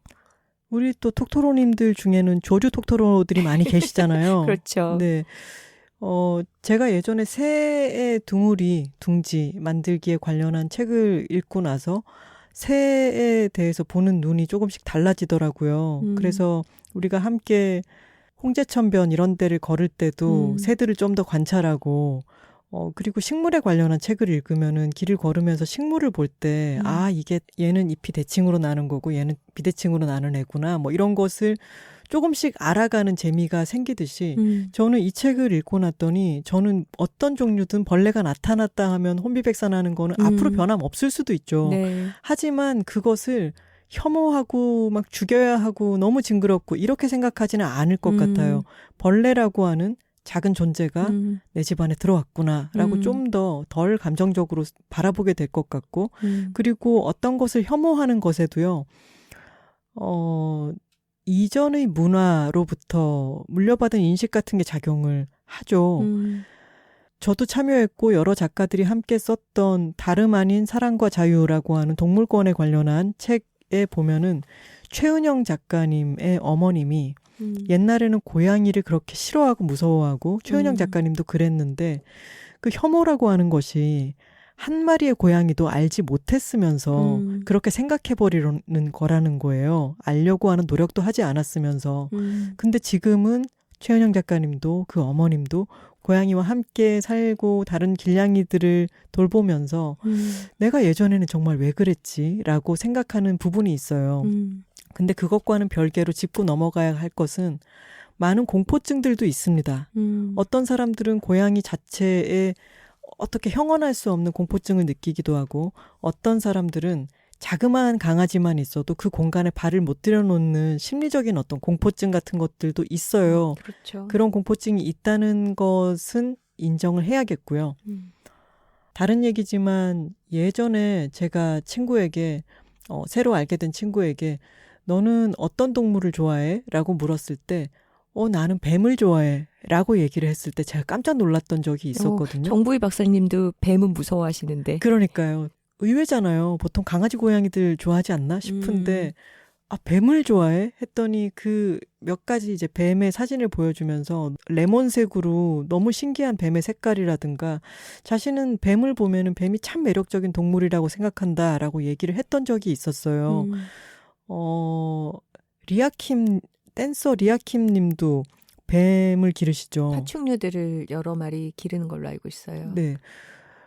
어떤 사람이 설명할 수 없는 공포증을 느끼듯이 어떤 사람은 어떤 존재에 있어서 그 존재의 대칭성이라든가 그 색깔의 아름다움 여러 가지 것들의 매력을 느낄 수도 있고 대부분의 사람들이 포유류를 좋아한다고 해서 그것은 당연한 것이고 포유류가 아닌 다른 동물들을 사랑한다고 해서 그것을 아주 배관시하는 것은 그것도 잘못된 일인 것 같아요.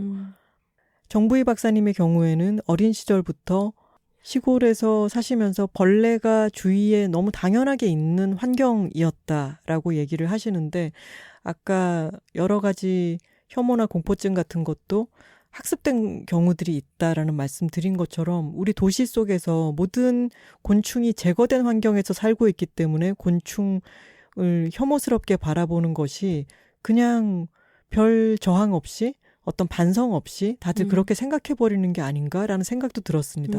맞아요. 사실 지금 기후위기 때문에 식물들의 생태가 너무 급박하게 변화하고 있고 곤충들이 그거에 맞추지 못하기 때문에 개체수가 많이 사라지기도 하고 또 외래종들이 갑자기 번성을 하기도 하는데 이것이 살충제 같은 거를 사용해서 박멸하는 게 절대 방법이 아니다. 그런 얘기도 해주시죠. 네. 저는 이 책에서 되게 재밌었던 부분이 정부희 박사님이 곤충에 대해서 언급을 할 때 누구라고 한다는 점이 전 재밌었어요. 이 누구? 곤충이 누구인지 알고 싶었다. 이 곤충이 무엇인지가 아니라 무엇인지가 누구인지. 아니라 계속 누구라고 처음에 읽고서 되게 재밌는 표현이다라고 생각했는데 그게 여러 차례 반복이 되더라고요. 그래서 은연중에 이 작은 생명체를 되게 존중한다. 인격체처럼 대한다라는 거를 느꼈고 그리고 또 한 가지는 이분이 40대에 늦깎이로 공부를 시작하셨는데 굉장히 기억력이나 뭐 시력이나 이런 것이 많이 떨어져서 힘들어 하면서도 정말 에너제틱하게 공부를 하시잖아요. 그러면서 본인의 연구의 커리어 정점이 50대였던 것 같다. 이런 얘기를 하세요. 네.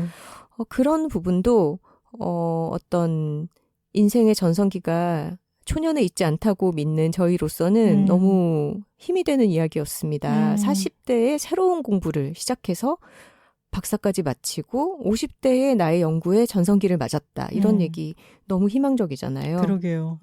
그리고 저도 곤충에 대해서 그다지 애착이나 관심이 없던 사람인데 이 책에서 사진으로 소개된 참매미의 우화 장면, 그 날개가 돋아나는 번데기에서부터 어른벌레가 자기 몸을 뽑아내는 그 장면이 굉장히 아름답더라고요.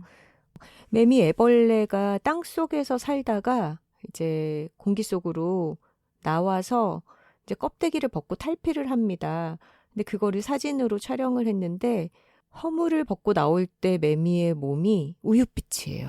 약간 옥색 같은. 맞아요. 이 책의 표지의 박 같은 그런 영롱한 어떤 빛이 도는 우윳빛이고, 그리고 몸을 꼬깃꼬깃 허물에서 빠져나왔을 때의 이 날개가 되게 무휴지처럼 접혀 있어요. 꼬깃꼬깃해요.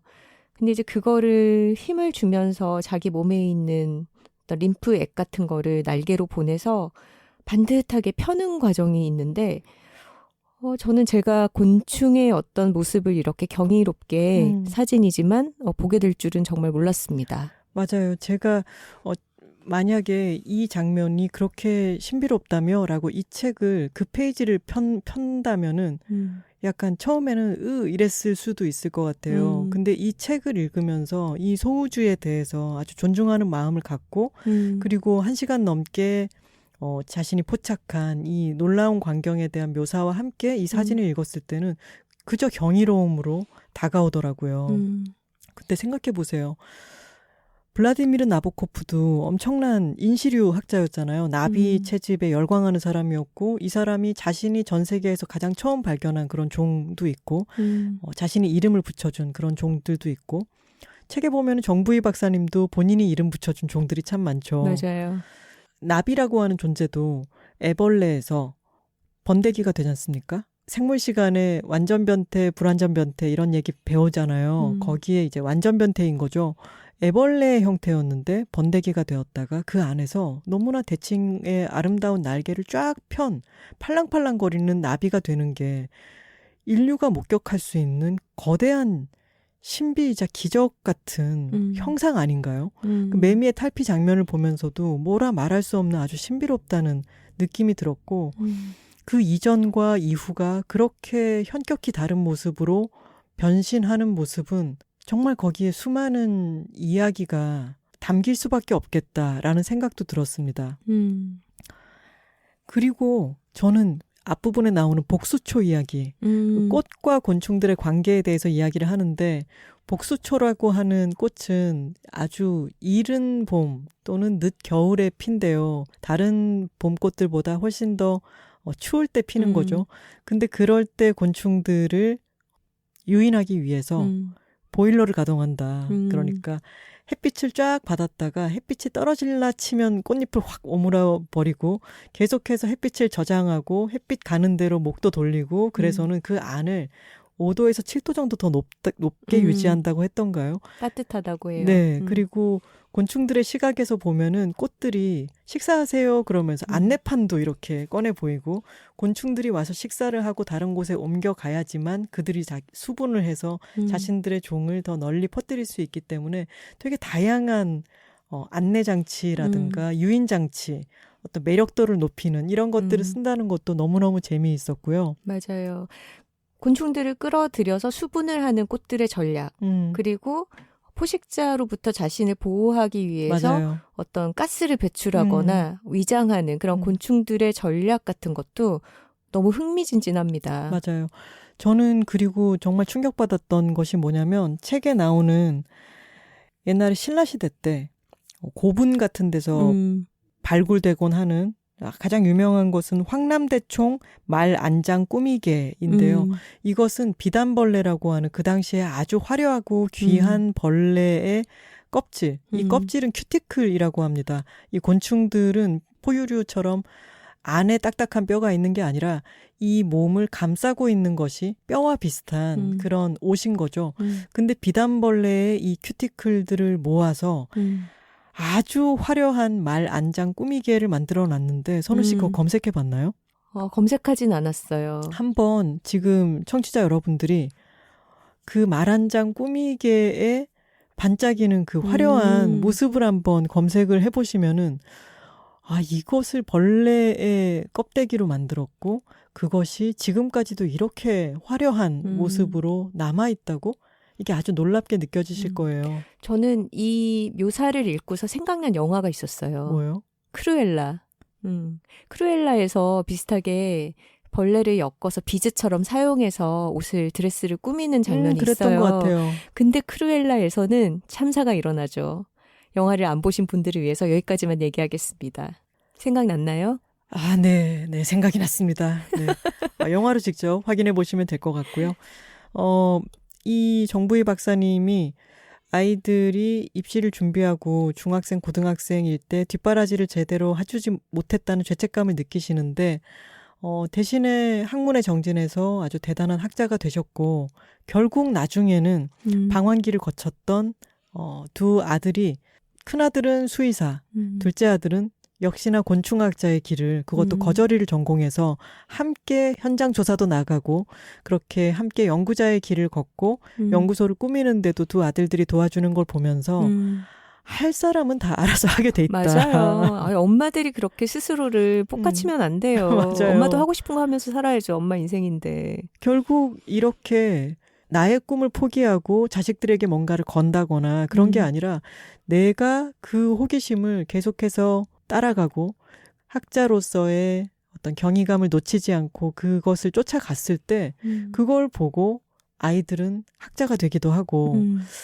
결국은 이렇게 함께 두 연구자가 된다는 게 전 너무 흐뭇하게 느껴졌습니다. 인생은 길어요. 맞습니다.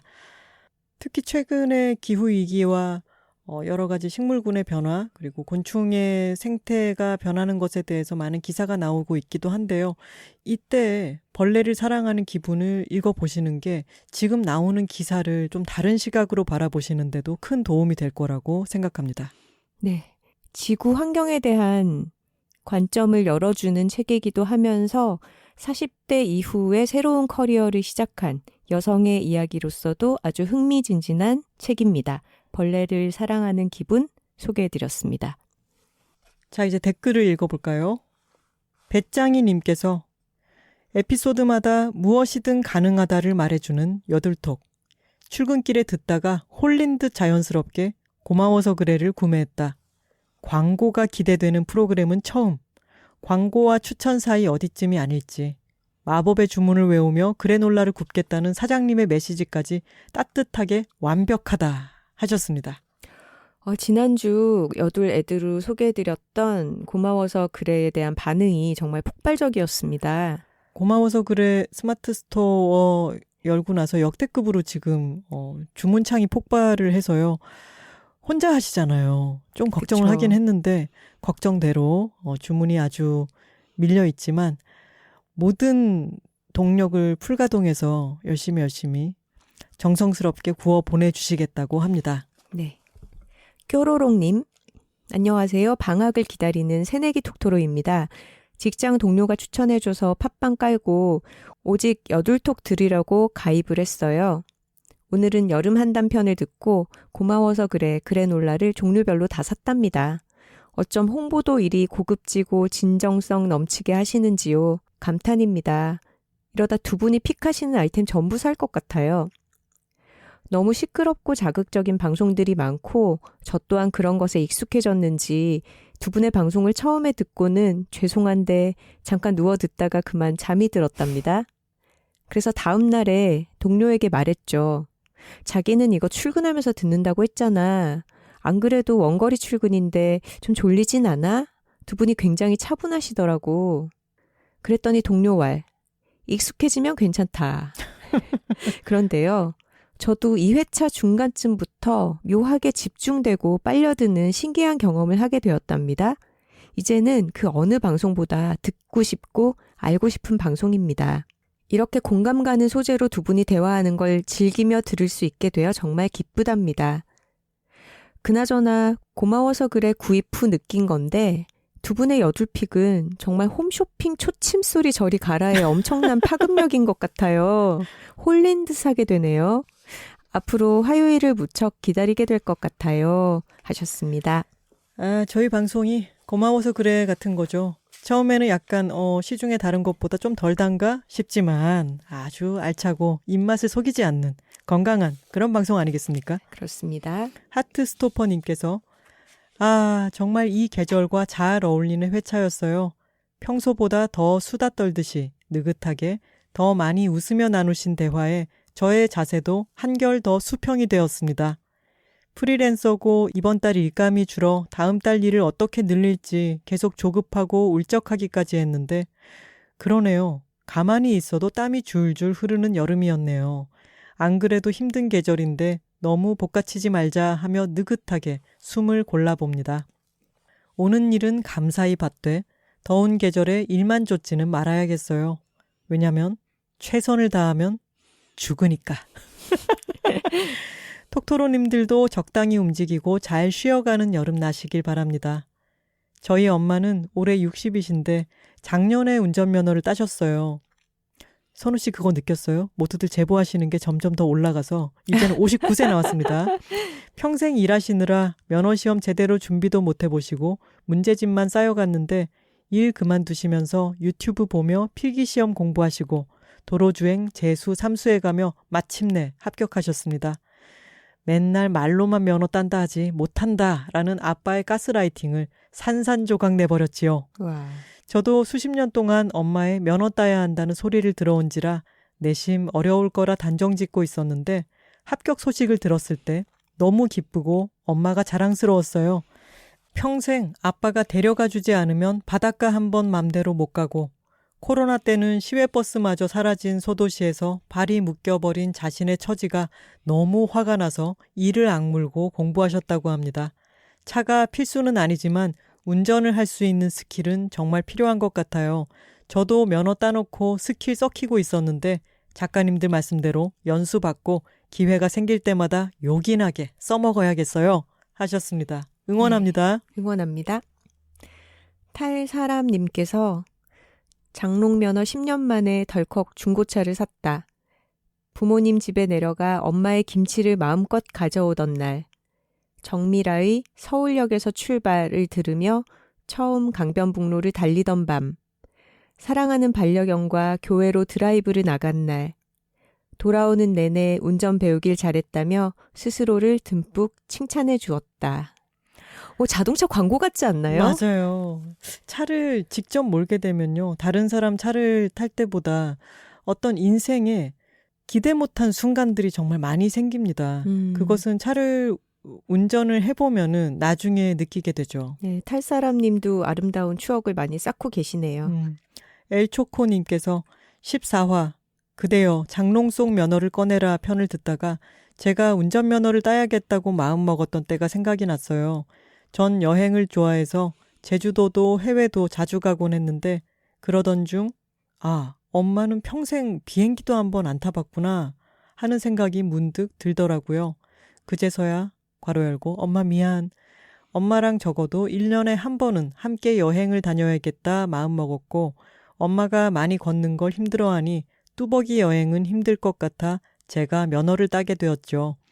면허를 취득해도 1년은 지나야 렌트를 할 수 있는지라 기간을 채우자마자 비행기 티켓을 예약해 엄마와 함께 제주도를 갔던 기억이 납니다.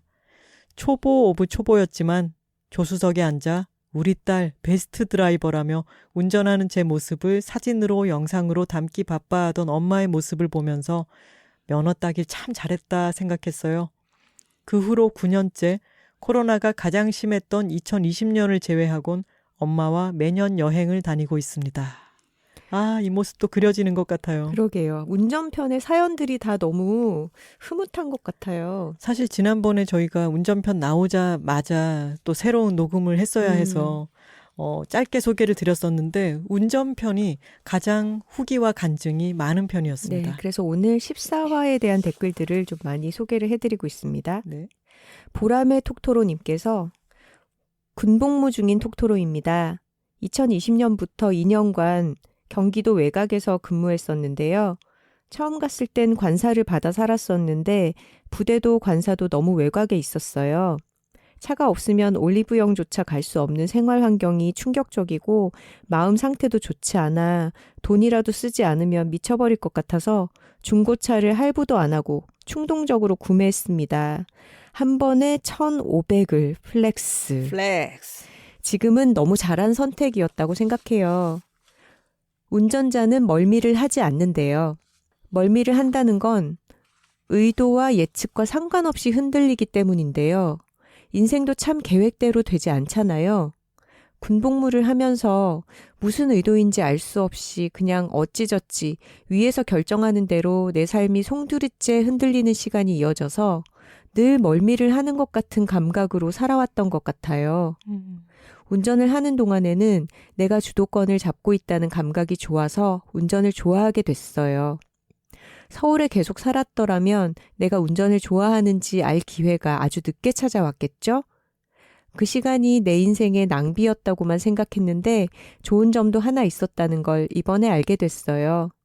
톡토로 여러분들도 운전하시고 인생의 운전대도 꼭 잡으시길 기원합니다. 항상 좋은 글 써주시고 좋은 토크 나눠주셔서 감사합니다. 하셨네요.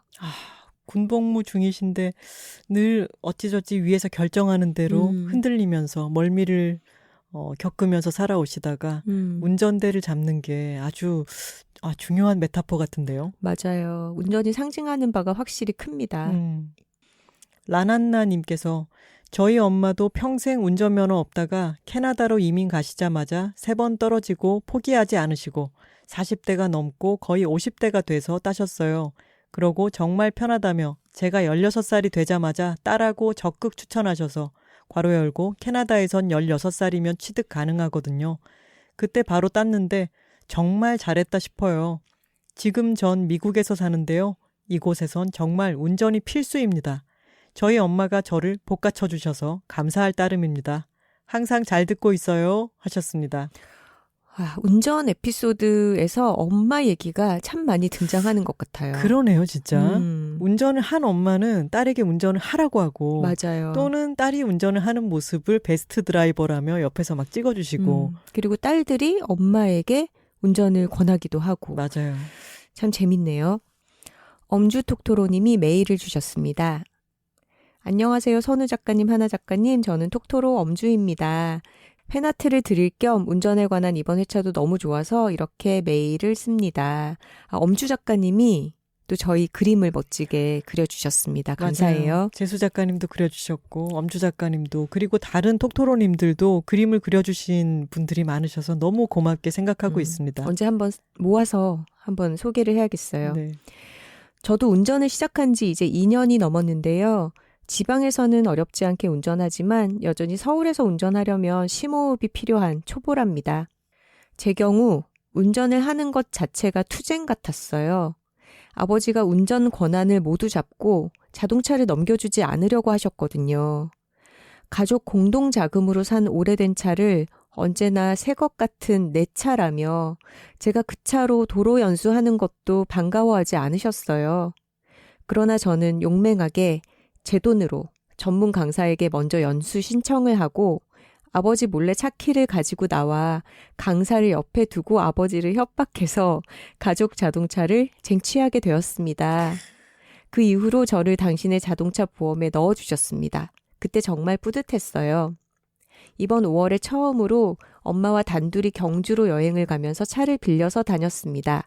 여자 둘이 안전하고 쾌적하게 여행을 하는 게 이렇게 좋은 것인지 처음 알았습니다. 택시라는 선택지가 없는 것만으로도 행복했어요. 여전히 서울에서의 운전은 두렵지만 작가님들께서 말씀하신 운전에 관한 이야기들 곱씹으며 운전 능력을 상실하지 않도록 자주 운전하려고 합니다. 하셨네요. 엄주 작가님께 아주 조심스럽게 제안을 드려봅니다. 지금 지방에서는 어렵지 않게 운전하시지만 서울에서 운전하려면 심호흡이 필요하다 하셨는데 네. 부산에서 일주일만 운전을 해보시면은 세계 어디서든 운전하실 수 있는 그런 실력을 갖추게 되신다. 맞습니다. 네. 부산으로 운전 연수와 더불어 어학 연수도 하실 수 있을 것 같아요. 분당 구만리 톡토로께서 언니들 안녕하세요. 분당에 살고 있는 분토로 당토로 어감이 영 별로네요. 분당 구만리 톡토로라고 기억해 주세요. 20대 시절 친구들과 이런저런 고민을 이야기하다가도 야 인생 구만리다 라는 결론으로 대화를 종료하곤 했는데 40대가 되고 나니 이 말이 정말 맞는 것 같아서 제 닉네임으로 쓰곤 해요. 전 40대 초반 프리랜서이자 주부이자 아내이자 초등학생 아들의 엄마예요. 이번 운전 에피소드는 정말 제가 너무 공감하면서 들었어요. 제 기억 속에 저희 엄마는 언제나 운전을 하셨어요. 2살 많은 친언니를 임신 중에는 초보 운전으로 교통사고를 냈었대요. 무려 미국에서. 그래서 저에게 운전은 뭔가 당연한 일이었어요. 특차로 대학을 붙고 바로 운전학원을 등록하고 그해 여름 바로 면허를 땄어요. 당시엔 공유 자동차도 없었지만 저에겐 주말마다 빌릴 수 있는 엄마 차가 있어서 여기저기 우당탕탕 참 잘 돌아다녔어요. 싱글에게도 편안함과 안락함을 제공해주는 차와 운전은 아이 엄마에겐 정말 날개를 달아줍니다. 유모차에 장난감에 여벌옷에 바리바리 짐을 챙겨야 하는 1살에서 3살 때까지는 말할 것도 없고요. 그 이후에도 자동차만 있으면 큰 돈을 들이지 않고 아이에게 즐거움을 선물할 수 있었어요. 강원도에 눈이 많이 왔다는 뉴스를 들으면 괄호 열고 유독 그 해는 서울 경기에 눈이 잘 안 오던 겨울이었어요. 유치원을 빼먹고 2시간을 달려서 강원도에서 눈 구경을 하고 돌아온다거나 인천공항에 가서 이륙하고 착륙하는 비행기를 한없이 구경하고 햄버거를 먹고 온다거나 인근의 유명한 공원과 놀이터를 돌며 도장 깨기를 한다거나 등등. 물론 제가 노트북 하나만 있으면 되는 프리랜서라서 가능한 일이기도 하겠죠. 끼리끼리 사이언스라고 제 절친들은 하나같이 운전을 기가 막히게 잘합니다. 시끄럽다면서 90년대 택시 아저씨처럼 아직도 내비게이션도 후방 센서도 안 쓰는 친구도 있답니다. 반면 주변의 아이 친구 엄마들을 보면 운전을 안 하는 또는 못하는 분들이 제법 많아요. 제가 아무리 운전해라 배워라 노래를 불러도 굳이? 라는 반응이 많아요. 택시를 타거나 주말에 남편이 운전하면 된다고 하더라고요. 성질 급한 저는 왜 이 기동력의 중요함을 모르냐고 어필하지만 이미 운전 없는 삶이 익숙한 사람들에겐 크게 중요하지 않을 수도 있나 봐요. 세상엔 다양한 사람이 존재하니까 그럴 수도 있겠거니 합니다. 회사 다닐 때는 질척질척 사람이 제일 힘들었는데 모든 커뮤니케이션을 이메일로만 하면서 집에서 일하는 프리랜서가 된 지금은 가끔 소속이 그리울 때가 있어요. 그 소속감을 여들톡에서 찾았습니다. 톡토로십 안에 계시네요. 하지만 구만리 톡토로님, 인생 구만리고요. 아이 친구 엄마들도 언젠가는 운전을 배울 수도 있고 아닐 수도 있습니다. 다른 분들 복가치지 마세요. 네, 구말리 톡토로님께 영향을 받을 것 같아요. 맞아요. 안녕하세요. 베이징에 살고 있는 BJ 톡토로입니다. 아마도 최근에 있었던 상해 봉쇄 사건을 한 번쯤은 들어보셨겠지요. 제가 살고 있는 베이징은 상해처럼 봉쇄는 되지 않았지만 지난주까지도 봉쇄 빼고 모든 것을 다 했기에 직장도 식당도 학교도 저희 아이들이 다니는 유치원도 심지어 공원까지 모두 문을 열지 못한 기간이 꽤 되었답니다. 덕분에 온 가족이 한 집에서 아침부터 저녁까지 복닥복닥 지내느라 정말 24시간을 줄곧 4시간 없이 집안일과 육아로만 2달을 보냈네요. 그리고 이번 주 월요일 드디어 아이들이 유치원에 등원했답니다. 신나서 방방 뛰면서요. 물론 저도 셔틀 타는 아이들에게 두 손이 보이지 않을 정도로 신명나게 빠빠이 신공을 보이며 덩실거렸고요. 그렇게 베이징은, 특히 베이징에 사는 엄마들은 이제야 다시 소중한 일상을 되찾았답니다. 정말이지 통제되지 않은 자유로운 환경 속에 산다는 것이 얼마나 감사한지 깨달은 2달이었어요. 그런데 하루 30분도 온전히 쉬지 못했던 날들에 관성이 생겨서였을까요? 갑자기 자유인이 되고 보니 무엇부터 해야 할지 모르겠더군요. 그래서 인스타를 뒤적이다 여둘톡 소식을 듣고 팟캐스트를 듣기 시작했어요. 사실 아무것도 하고 싶지 않고 쉬고 싶었기에 눕눕하며 눈 감고 편히 힐링이나 하자라며 별 기대 없이 들었는데요. 여둘톡의 이야기들은 정말 놀라웠습니다. 우선 이성적, 감성적으로 채워지는 느낌이 들어 너무 만족스러웠습니다. 꿀 같았어요. 2달간 집에서 5살 쌍둥이들과 어린이 대화만 하던 저에게는 어른인 내가 관심 갖는 주제로 이야기를 나눈다는 것 자체도 너무나 위안이 되었지만 어른 2명이 논리적, 이성적으로 서로의 이야기를 이해하고 공감하며 소통하고 있는 이야기를 듣고 있다는 것 자체가 소름이 돋을 정도로 반가웠거든요. 교양 있는 한국말을 이렇게 오래 들을 수 있다는 것 자체가 해외 사는 저에게는 감동입니다. 그리고 이제 38살인 저의 고민과 맞닿아 있는 이야기라 공감되는 주제들이 많아 기뻤습니다. 저는 8년 넘게 한 회사의 마케팅팀에서 홍보, 광고 담당으로 빡세게 일을 했었는데요.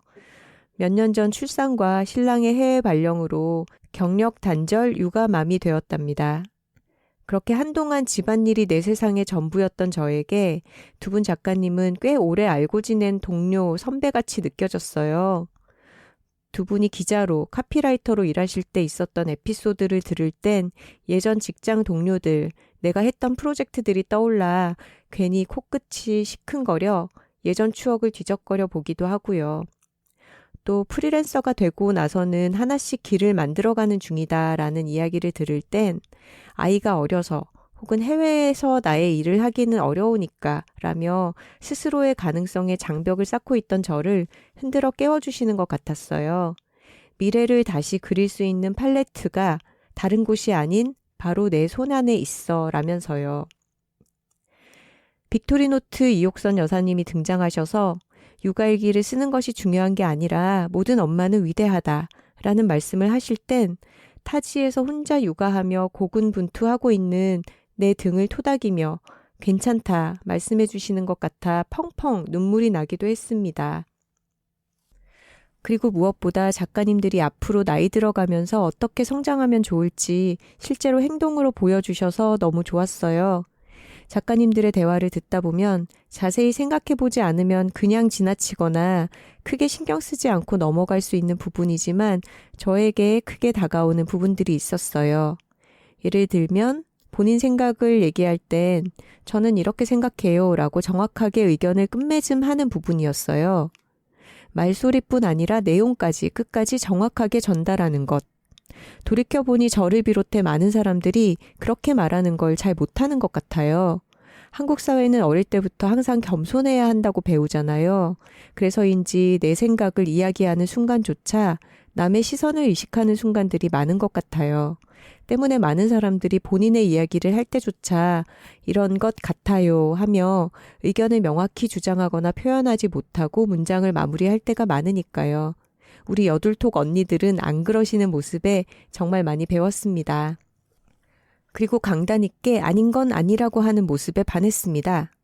또 어떤 지적을 받았을 때 서둘러 미안합니다라고 말하고 넘어가 버리지 않고 본인이 생각하는 부분과 다른 점에 있어서는 조급하지 않고 차분하게 자신의 생각을 전달하고 양해를 구하거나 신념을 전달하는 부분에 있어서도 그랬고요. 언제나 상대의 반응에 전전긍긍하며 때로는 내가 잘못했다고 생각하지 않았는데도 미안해요 라며 급하게 상황을 정리하고 집에 와서 내가 왜 그랬지 라며 자책하는 저에게는 정말 혁신적인 대화법이었어요.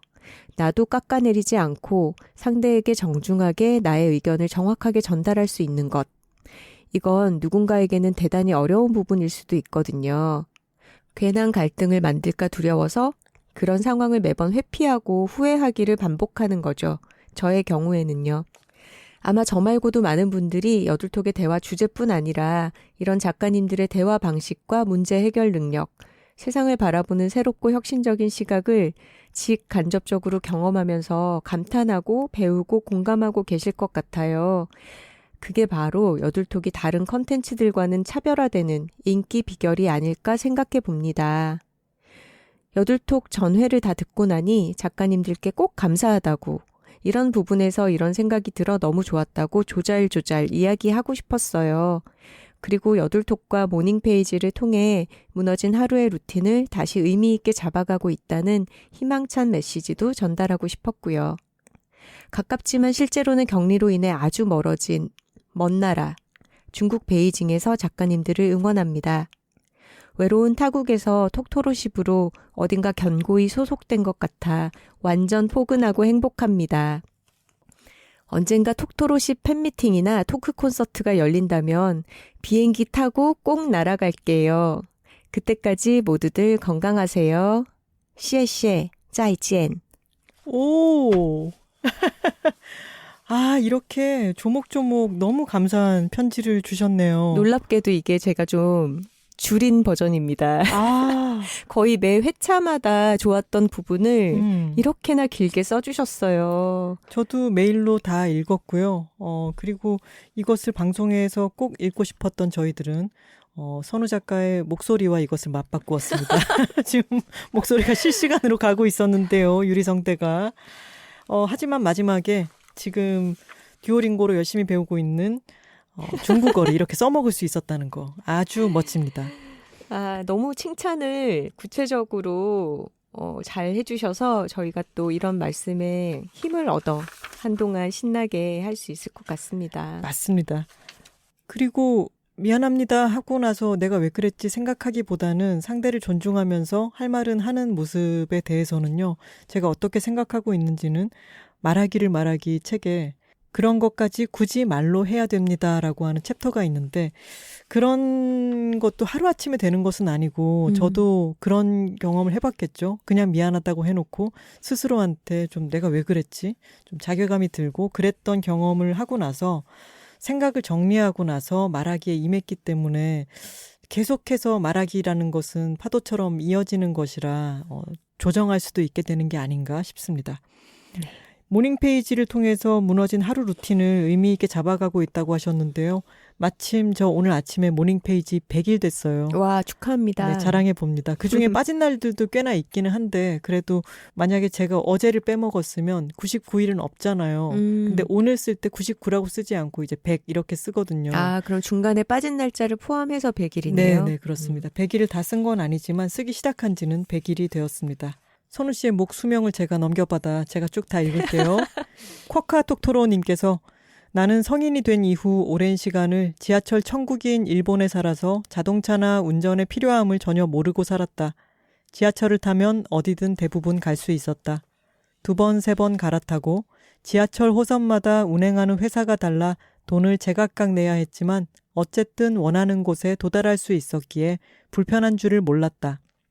세계에서 손꼽히는 교통체증으로 유명한 괄호 열고 왜인지 모두들 이 사실에 자긍심을 갖고 있는 듯했다. 동남아시아의 어떤 나라에서 살았을 때에는 큰 차와 전담 기사님이 있었지만 오히려 기사님을 오라가라 부르기가 미안하고 어딜 좀 가려고만 하면 좀처럼 움직이지 않는 차 안에서 몇 시간씩 앉아있기가 싫어서 낮 동안엔 거의 집에만 있었다.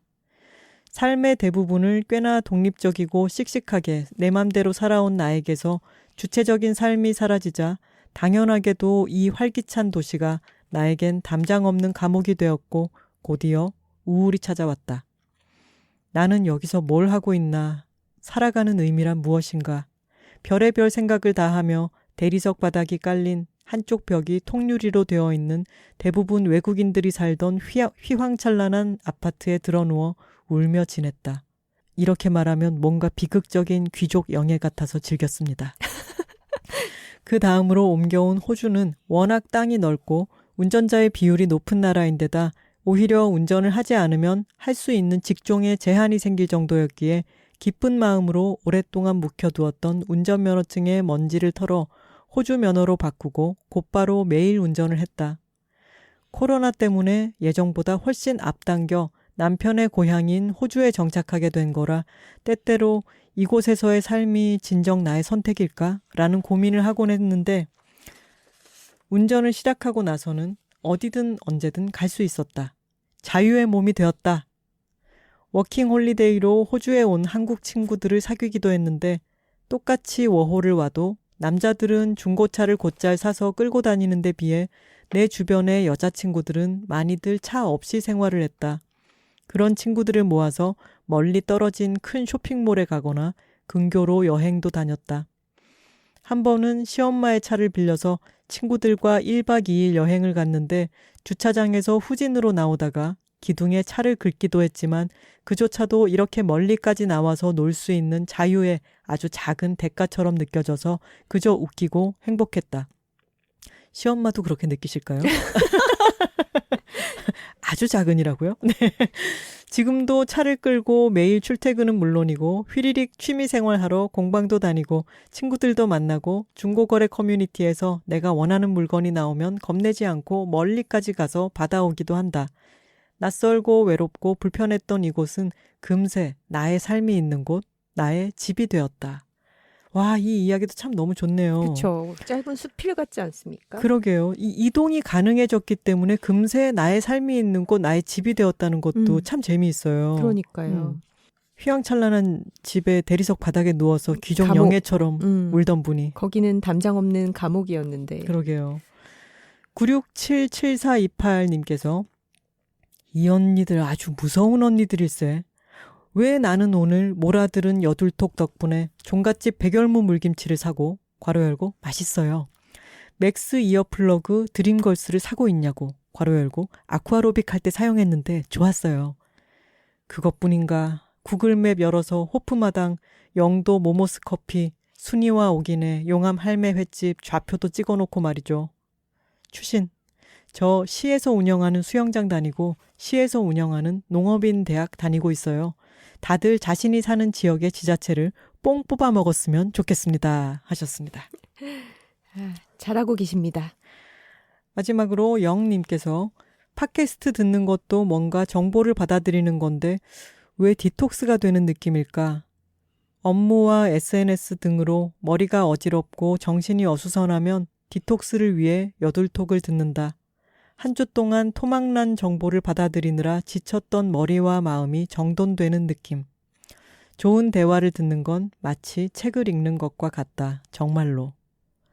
아, 이 말씀도 참 너무 좋죠. 감사합니다. 네, 한 주 동안 토막난 정보들을 조각 모음하는 여둘톡이었습니다. 아이고, 큰일 났네. 선우 씨. 네? 우리가 빼먹은 게 있습니다. 뭐죠? 여둘픽을 홀랑 까먹고 말았습니다. 하지만 지금 시간이 이렇게 됐는데? 이미 팟캐스트 스튜디오를 빌린 시간이 다 되었기 때문에 지금 말 빠르게 한다고 해결이 안 돼요. 이렇게 저희가 나름대로 둘 다 선정해온 게 있었는데 이번에는 여둘픽을 생략하고 다음 시간으로 미뤄야겠네요. 네, 다음 주에도 아주 알찬 여둘픽 기다리고 있습니다. 광고와 사연은 이메일로 받고 있습니다. w2talking W 숫자 2 talking@gmail.com으로 받고 있고요. 그리고 놀라운 일이 있었어요. 제가 팟빵에 우리 여둘톡 시작했을 때 달려가서 선우 씨와 내가 둘이 1, 2등으로 구독 누르지 않았어요? 그랬죠? 근데 제가 구독이 풀려 있더라고요. 이번에 봤더니. 혹시나 뭐 하는 거예요 지금? 아이고 죄송합니다. 정신 차리세요. 혹시나 이런 이상한 일이 벌어지고 있을 수도 있으니까요. 구독했던 팟빵도 다시 돌아보고 아이튠즈 팟캐스트에서도 즐겨찾기 하는 팟캐스트로 등록해 주시기 바랍니다. 구독이라든가 하트를 눌러주시는 거는 저희 플랫폼에도 이게 눈에 띌 수 있게 되는 거니까요. 더 많은 구독자를 불러 모으는데도 저희에게 큰 도움이 됩니다. 네, 좋아요 많이 눌러주세요. 저희 사투리 사연 공모하고 있는 거 아시죠? 이미 사연들이 도착하고 있는데 너무 재밌어요 벌써. 너무 구수하고 이 사투리 특집편이 아주 기대가 됩니다. 네, 여러분들의 제보가 어느 정도 수량이 쌓이면 한번 특집 회차로 방송을 하도록 하겠습니다. 많이 보내주세요. 이번 여둘톡 제16화는 청중 앞에서 말하기였습니다. 그리고 여둘 애드는 정부희 작가님의 벌레를 사랑하는 기분이었습니다. 톡토로 뒤에는 여들톡이 있고 여들톡 뒤에는 톡토로가 있습니다. 저희는 다음 시간에 다른 주제로 돌아오겠습니다. 화요일입니다. 감사합니다.